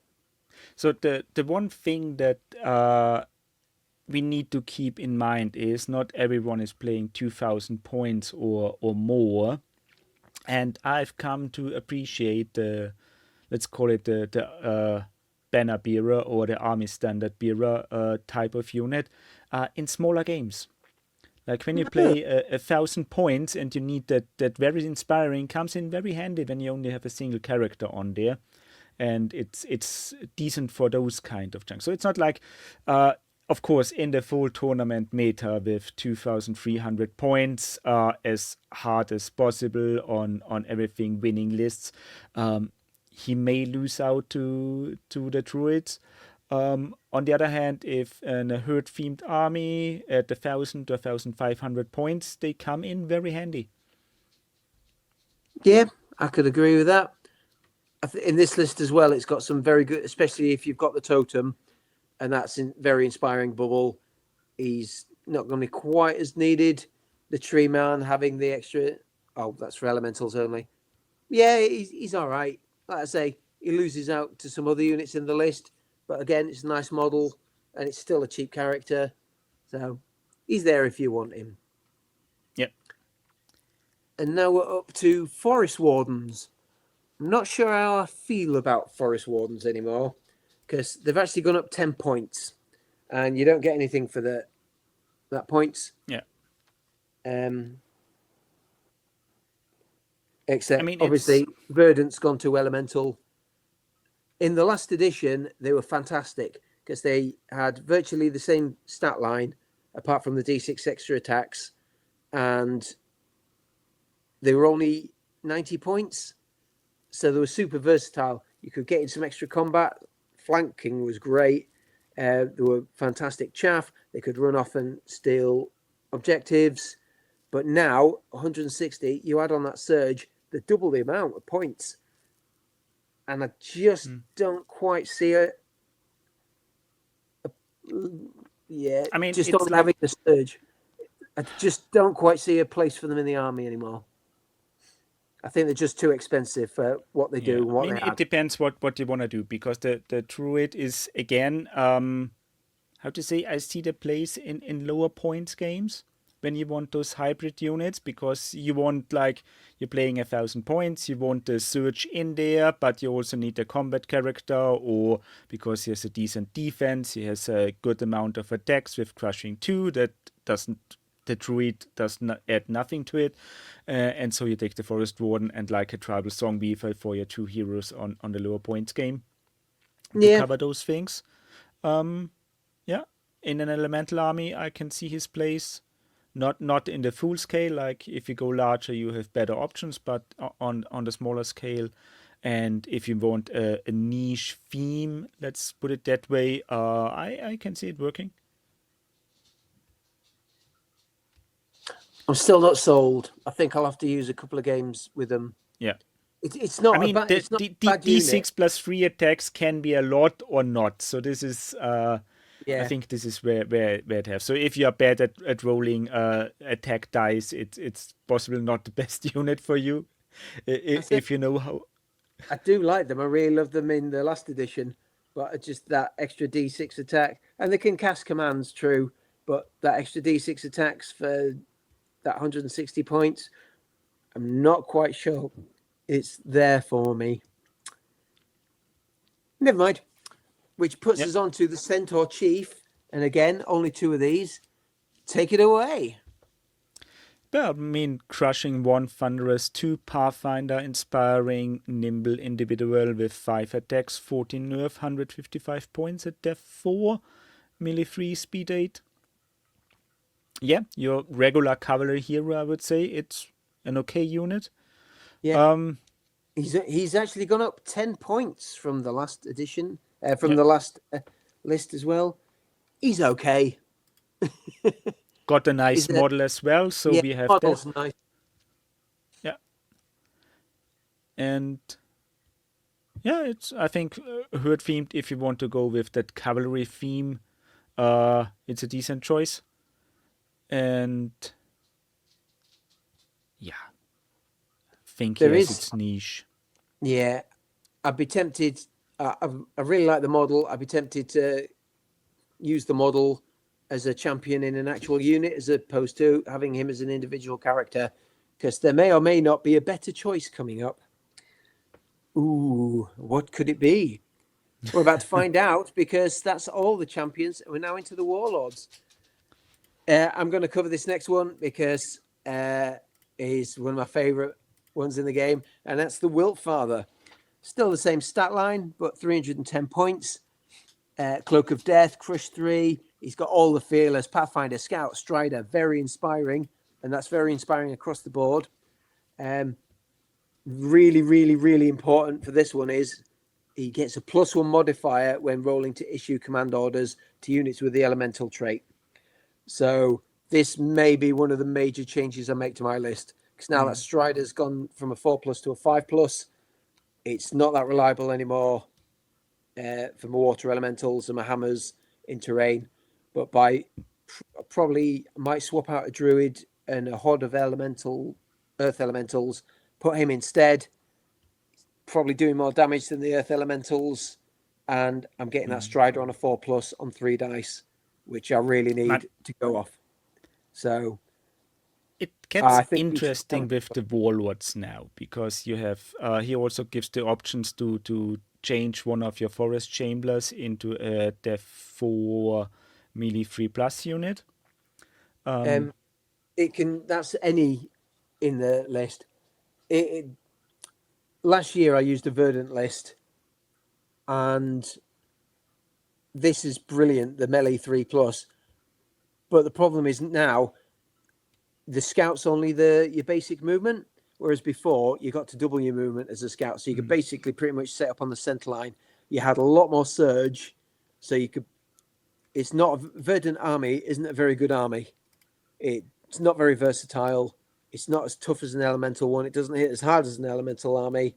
The one thing it has great for it was that 1-turn charge, and it Yeah. no longer has that because it's not got enough surge. The surge is too expensive, and you're taking 6 inches off it.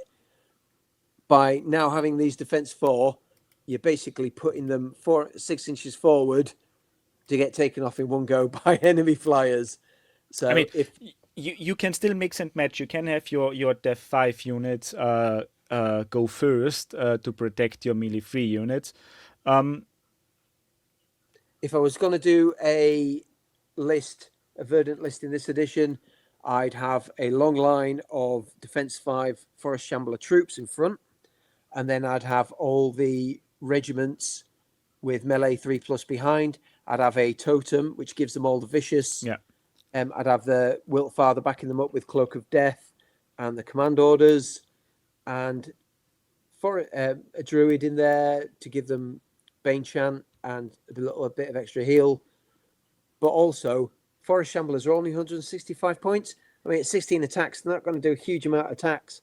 But at 165 points, you can get a lot of them. Yeah. You And can almost have a horde forest army now. And do not forget, you can still get 2 more tree men in there. Yeah, and they've got the Inspiring to cover it, Radiance Alive. Yeah. Really don't like missing the Hunters of the Wild, but having a full verdant list, it's going to be okay. You'll just have some games where your friends have got like a couple of hammer units and they'll just go delete, delete, delete, delete. You can't do enough damage. And there'll be other games where you'll just stay there blocked up for days on end. Some days you'll swarm. I don't think it'll be a very fun list to use, but it's possible.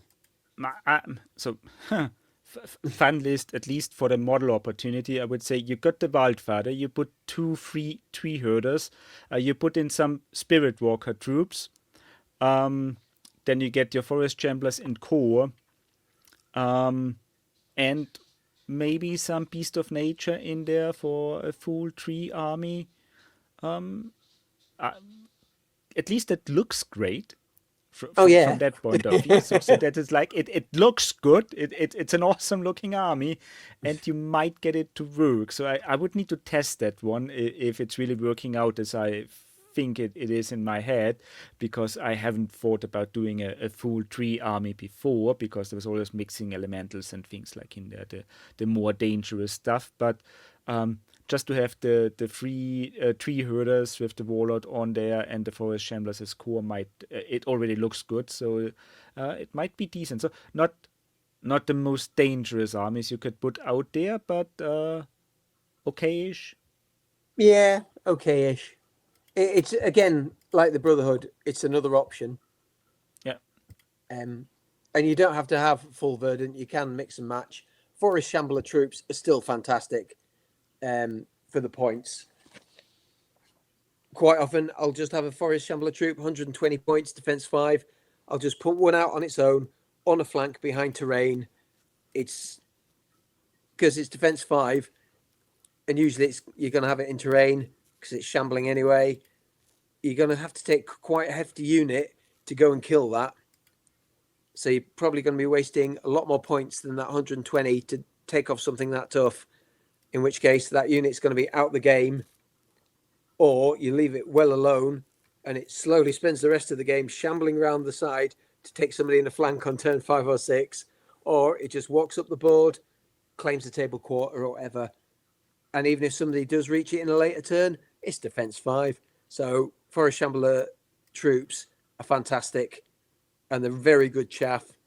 So having in a verdant list, quite a few of them. I'm not sure the regiment's defense attack 16 going to be quite enough to do the damage that you want them to, but with 3 tree men in there, who cares? So yeah, I think there's possibility for a verdant list. I'd have to play it a few times before I actually got the hang of what I needed, though. But definitely the totem for that vicious and rallying. That'll just put things just about where they need to be. Right, that's the Wilt Father. The Gladewalker Druid. Yeah, we got a new model for them. That's the most important thing about it, because I still have like the old metal one somewhere around here, which the most problematic thing is to glue the thin metal horns on his head.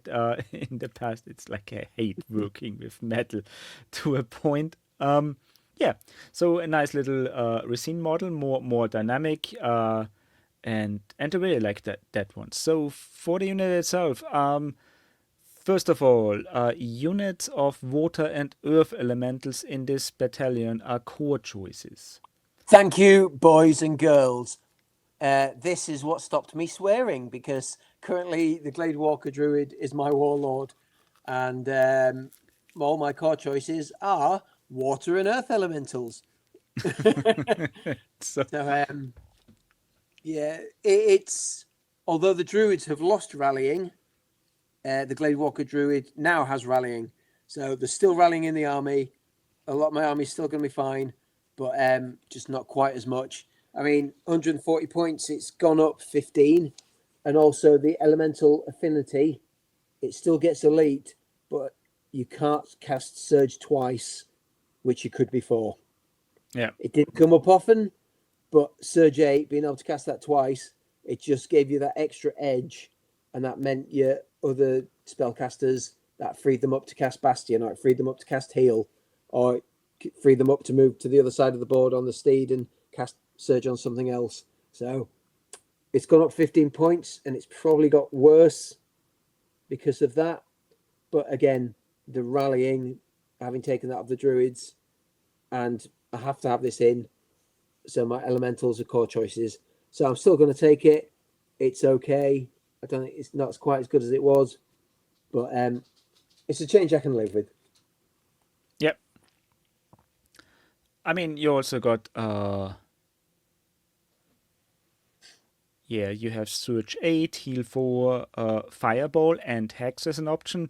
Not sure if you ever want to go to use those, because Heal and Surge are your spells you want to have. Yeah, in my current list with the current command orders, I've got Heal 2, and Heal 3 in the command phase from my 2 Druids and Glade Walker, and then I've got Heal 4, Heal 4, Heal 4 in this like magic phase from them as well. When you've got a lot of earth elementals and water elementals and greater things arcing around, that becomes super powerful. Yeah. So Heal and Surge all day long. You're probably never going to have a Glade Walker Druid in a herd army, but if you've got an elemental army, this guy or gal is pretty much essential, in my opinion. Yeah. Talking about girls, the Avatar of the Green Lady, our unique option, also with Surge 8 for 30 points. You got melee 3, defense 5, 5 attacks, 15 nerf, 250 points, nothing special. And the important part, units of fire, water, air, and earth elementals are core choices, which the previous Cloak of Death, Radiance of Life, Fearless, Fly, Very Inspiring, Heal 6. So, hard choice now. Very hard choice. I don't think it is. It is if you want air elementals and you want fire elementals, it's an easy choice. But if you've only got the other two as core, I'm still probably going to go with the Glade Walker Druid, because the Avatar, I mean, she's got an okay combat profile now, which she didn't used to have in the old game. Cloak of Death and Radiance of Life are both fantastic, very inspiring in heal. She's got all the rules she needs. She's fantastic. A lot of points, but 280 points with Surge 8.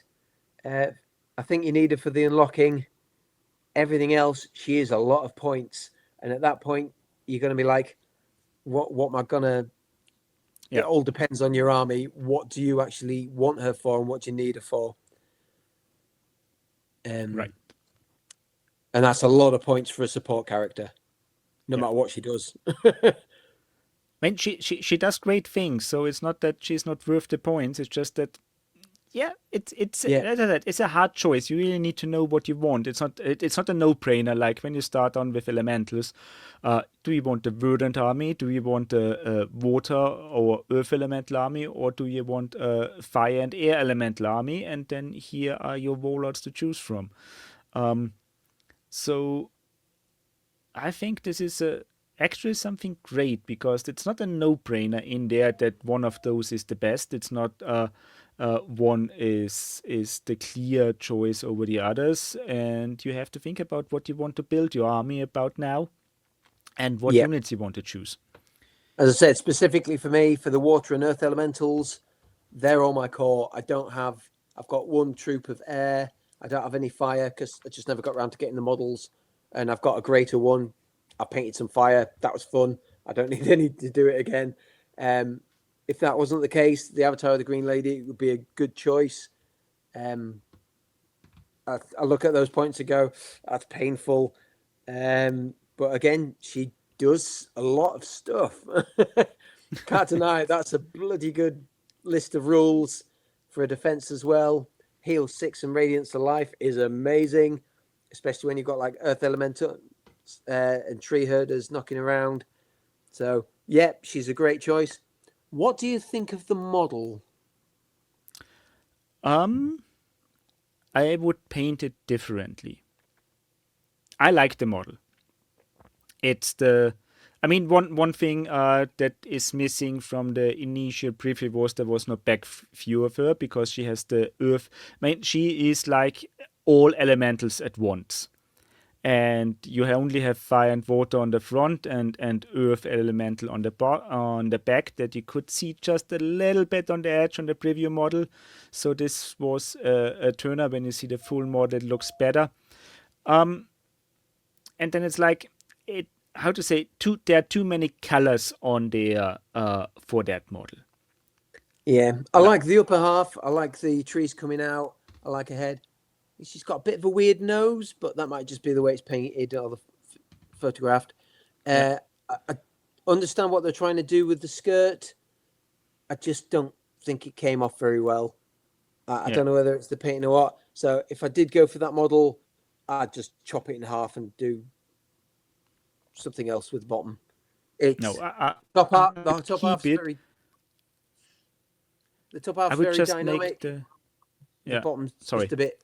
She's just a bit bleh from the waist Yeah. down. I mean, I just think it's either how to say you either want the upper half or the bottom half in a darker tone. So it's overall way too bright for what they too much lightning for what they want to go with that model. So you either need the upper half to be in a darker tone, going more purple than green, especially with the skin tone and the hair, or you want the elemental side on the bottom to be darker, like the flame and water theme a little bit darker. I mean, you can also paint the flames as air to a point where you don't you need to paint all the elementals. You can tone this a little bit down with a little bit darker theme on there, and then I think it would fit. I mean, what I would like to do with her would be to make it to build the base up to the model. So like really to don't have a clear cut between the model and the base, but to have the base merge up to the lower half, so that it's like really looking like she's merged with the surface around her. Yeah, maybe sculpting some. I don't know. It's just not quite there on the bottom for me. I don't know whether back in the old days when I was a nipper, Yeah, there was in the Wood Elf Army book there was a picture of Ariel. I mean, she had big butterfly wings and stuff, but she's kind of like swooping over, and she's a really dynamic picture. And in my head, I always had like the Avatar of the Green Lady. She's like a celestial god. She's just like a bit more dynamic. And this model, the top half, kind of it's getting there with that, but then it just looks like they've got plasticine and gone and stuck on a base with the bottom bit. mm, Yeah, it's okay, but I think I would have to convert yeah. it. So, The talking chieftain, models. however, is a lovely model. Look Yeah, at that little chap. he is. I don't have the picture of the chieftain actually. So for those on YouTube, we are limited on the pictures I can show on the things for now. I need to look it up. But as a lot of you guys are listening or just anyway and not watching, the chieftain is more or less a nice looking model. May I can get a picture up of that one. Give me a second. Talk about the stats, and I look for if I can get a picture of him for those watching on YouTube. There go it. Yep. So, just technical issues solved in minutes. Yeah, he's beautiful little fella. He's actually gone up in points. Look at that. 10 Yep. points. And he's lost 2 attacks as well. However, he's not that bad because that Aura Wild Charge 1, I mean, Crushing Strength 2, Thunderous Charge 1, again, like your Drin Thorn Creeper, he puts out some punch when he actually goes into combat. He's inspiring. Importantly, as well, he's got Strider, which means he's not going to worry about terrain too much. But that Aura Wild Charge 1 may make him like a serious contender choice because all of your Pharaons are speed 6. So with that Wild Charge 1 aura, that then gives them the drop on elves, it gives them the drop on Ratkin, it gives them the drop on ogres. Speed 7 on the charge is like one of those sweet spots where you're basically hitting the next line of infantry up. So I think he's a very, very interesting choice. Yeah. It's also the cheapest warlord you can get. No, the Glade Walker is cheaper. Yeah. Okay. Yeah. Glade Walker's a lot cheaper, but again, this is a fighty guy, not a magic one. And defense 5 at nerve 16, he's going to be able to defend. Yeah, he's going to be able to outgrind a lot of regiments. Goes in for the first punch. He's going to be wounding most things on 2s, hitting on 3s with Strider. Things that hit him back are bouncing off that defense 5. Yeah, if he goes into a regiment on his own, there's a very good chance he's going to be able to outgrind it. Yeah, I think he's a good choice as a warlord. Obviously, there's a lot of competition for warlords in this, but in the herd army, we've got him and we've got the next 2. So he's definitely a good choice. We've got that big bad boy. Look at him. Big angry lion. Yes, you are. And he's not smiling. Woohoo.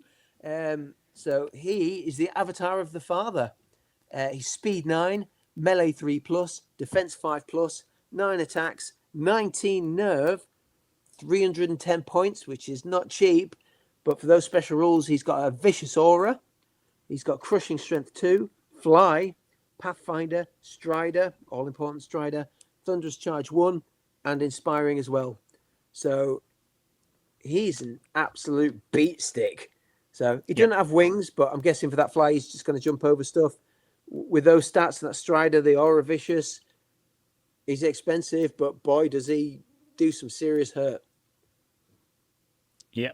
I think it's also the model. So this is also where this whole cat theme's coming from, because when I see the avatar of the father, who is like this giant humanoid lion thing, you can see why the pharaohs refer to as cats to a point, because he's like their father. And right, so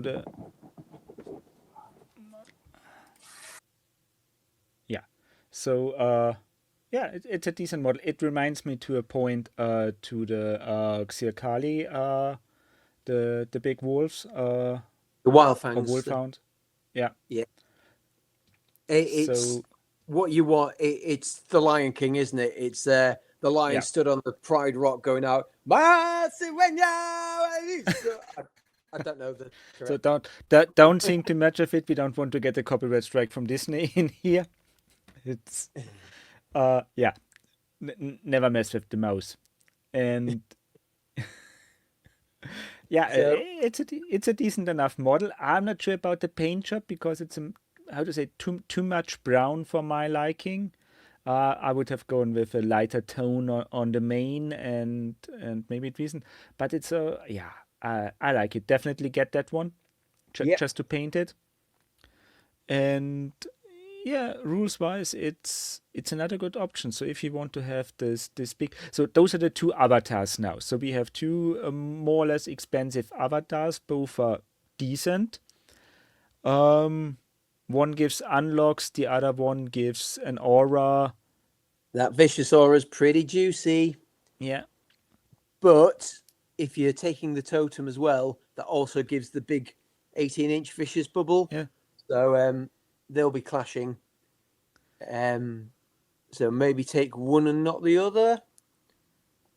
Yeah, well, depend a little bit on your army list and your playstyle. Like if you are more, how to say, the defensive player that is building his static line on, then the totem is for you.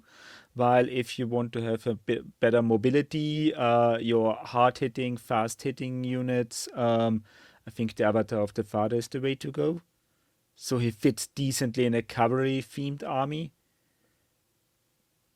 Yeah, I think if you've got a lot of Pharaons and Grimbrocks, I'd be tempted to take the Chieftain and the Totem. That'll give you the Vicious Aura and the Wild Charge Aura. So you're going to be getting the drop on stuff with Vicious. If you've got something a little bit faster, um, a lot more of the Centaurs, I'd probably take the Avatar of the Father. And also, the very last one is another unique character, and that's Flaxhoof. So Yeah. again, he's a Centaur Chieftain type of Felony lad, Hero Cav. 6 attacks, defense 4, hitting on 3s, nerve 15 plus, but crushing strength 2, nimble, pathfinder, fearless, individual, inspiring. But he's also got a brutal 1 aura. So if you've got centaurs, that really gives them a nice little boost. 205 points. Personally, I think I'd probably go with the Avatar of the Father. That Vicious Aura is going to convert to a little bit of extra woundage.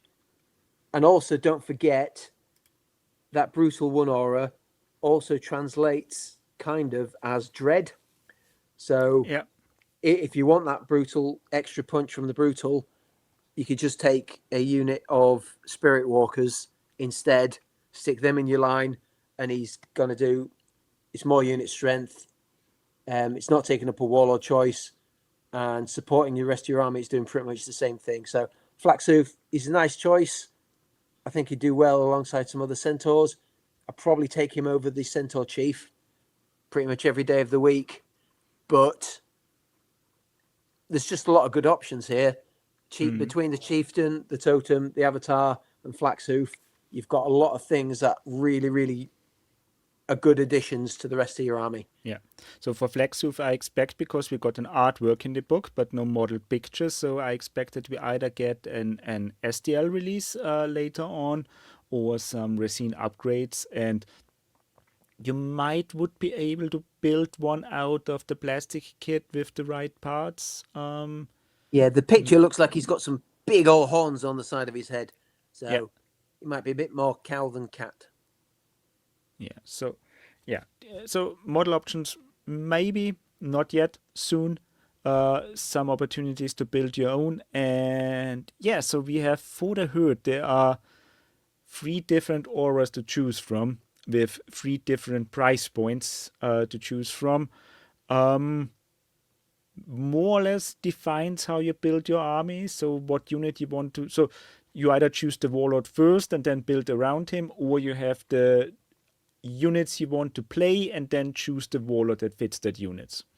Yeah, I think the Warlord choices and the Totem between them, obviously, characters are expensive. You don't get triple your attack. They're lower unit strength. You're not getting multiple attacks. You're just getting hit in the flank just the same. And you need to use them to put out command orders. I think having the Totem in there pretty much negates a lot of the herd champions. If there's a choice between that in a support or taking a champion, I'm probably going to take the totem every time, just for its points cost. It's not got the attacks, but most of the characters aren't kicking out a horrendous amount of attacks anyway, especially the champion versions. So, but it's good to have all these different options. It's Yeah, not like because you're just going to pick the avatar every time because he's the best. no, You've got, I mean, I also depending on wouldn't the pick rest the of the totem. I have to say, I'm not sure about doing champions over the totem over the champions, simply because of the mobility. I'm not that static. I like to move everything I have around and things to say. So I avoid war engines in general when I cannot move them around, because I don't like this immobile pieces in my army. So for me, it's more like I can see some good things with the totem, but I don't think it's for me how I play my armies. Yeah, like I said when we did the totem, Yeah. it's very tactical unit. You're really going to have to play it properly to get the best out of it. Um, if you've got especially if you've got a heavy infantry list, Pharaons backed up by Grimbrocks, I think it's fantastic. It will, however, all depend on a lot of the terrain in your army, because it's going up first on its own. You're going to have to put it in a place where it's going to be protected for at least a turn or two, or maybe even just use it as mega chaff. It's 160 points. Somebody's going to want to take it out, and because it's defense 6, still going to have to commit something quite tough to do it. If somebody throw in, I don't know, some Dracon Riders to take it out, I will quite happily trade the Dracon Riders for a totem for a setup charge. So I say it's a lot of options, and because of it's got the 9-inch the 18-inch bubble around it, that covers a massive part of the table if you're placing it in the right place. Again, it's just a different tactical choice, but no, it's a good one. Yeah. So at the very beginning, we talked a little bit about the good, the bad, and the ugly. So let's start with the bad things. What's your feeling for nature? What do you really is there even something bad?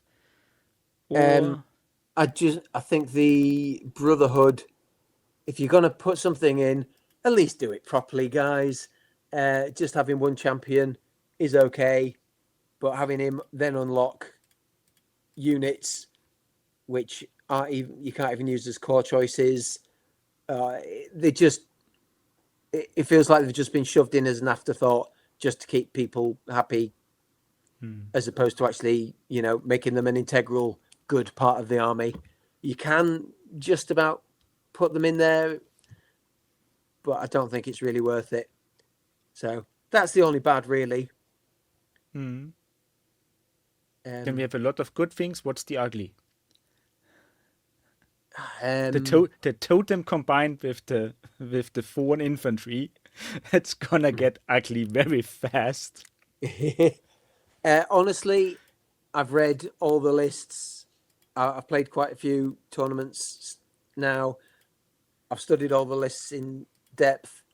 I've looked all through Invasion, all through the rule book. I'm gonna hand on heart say this is the best list I've seen back from 4th edition so far. It's got a good couple of decent builds. It's got a couple of less decent builds, but still probably playable. It's got a lot of good options. It's got things I want to take. It's got things that even if I don't want to take them, I can see how they'd fit in the army and how I could use them. Again, I don't like command orders in general, but I think these are some of the better ones, and they give some more interesting, like the Entangling Thorns, stopping people doing things afterward. After the You're combat. basically casting it on one of Yeah. your own units, and if it dies, that's giving you tactical options, which without being like massively powerful. I think the army does rely on the Strider a lot, and as I've said, I'm going to be changing my list to try and mitigate that change. And it hasn't like completely nullified one of my armies for a change, which is fantastic. One of the things I hate about fourth most is you change your command order, or maybe you change something from core to specialist. That poor bugger who's just spent 6 months building 3 units just so he can get the core choices, just so he can unlock all the units that he wants to do. And now you've changed one of them to core, and now he's just got a unit that he doesn't want or need because you've just changed the thing that you've said in the first place. A lot of this edition, the way the command orders and the army build set up is it's almost designed to nullify armies. And under the old edition, it wasn't too bad because everything unlocked more or less. So if something went, it was easier to change your list, or maybe just put in an extra troop of something there or add an extra magic item in there. You can't do that with this because if you add an extra troop in something there, you can't because it's a specialist. You don't have an unlock choice. You've got to buy another core. Everything comes back to buy more core, pay more core tax. Do you want to change this list? Well, you can't use that unit unless you unlock this unit, so pay more core tax. And this has mitigated that quite a lot in this list, moving a lot of the elemental stuff to core, using those warlord choices, and they're okay choices. Whereas the knight choice is not a good choice to unlock the knights. So overall, yeah, I'd say it's one of the best lists yet. And it mitigates a lot of the things I don't like about fourth. So well done, Mantic. You're learning. I don't think you're quite there yet. Yeah, right. So I think that said, so fourth looks to be on a good way to get things done right, to put the fun back in, at least for Danny and his nature army. Not sure about his opponents when he's having fun again playing it. Well, it's actually made my nature army worse. However, I think this particular list, like the army list as a whole, is like the best one yet. Yeah. It still sucks for me, but well done, guys. It's not massive changes, small changes that I can live with. I couldn't give a crap about. It's when it's nullifying entire armies. Yeah, I think we are past that point, I think. You can't use 3 units or their favorite model now just because we've made this fun change to make things more balanced. Well, it'd have been nice if you thought about that in the first place. So yeah, it's definitely improvement. I've briefly looked through the other 3 lists in Fracture, and they've done some of the sort of same stuff. I don't think they're quite as good as the nature list, but again, I've not gone through them line by line by line, picking out every synergy that I can. So, dear listener, we will go through those in more details. We're already over 2 hours anyway, so it's as I said before, trying to put too much into one episode, and we are going into 3 hours and haven't covered everything anyway. So yeah, that's nature. We are going through the other list in more details later in another episode. So I think the next one. So not sure about if they're released in that order, but the next one we're going to cover will be Abyss, and then Basilea and Ogris after that. And should be also released in that order if everything works out as planned, which it actually never does, but we hope. Still hope. So, and I hope you enjoyed this brief review of nature in Fracture. And if you have anything to say, want us to improve, or if we got something terribly wrong, write down in the comments on YouTube, on Spotify. Contact us on our Discord and let Danny know what he got wrong or not. And I got nothing wrong. Thank you very much. Or if you agree with it. So, and dear listener, wherever you are listening, I wish you a good morning, day, or night, and a goodbye. Bye, guys.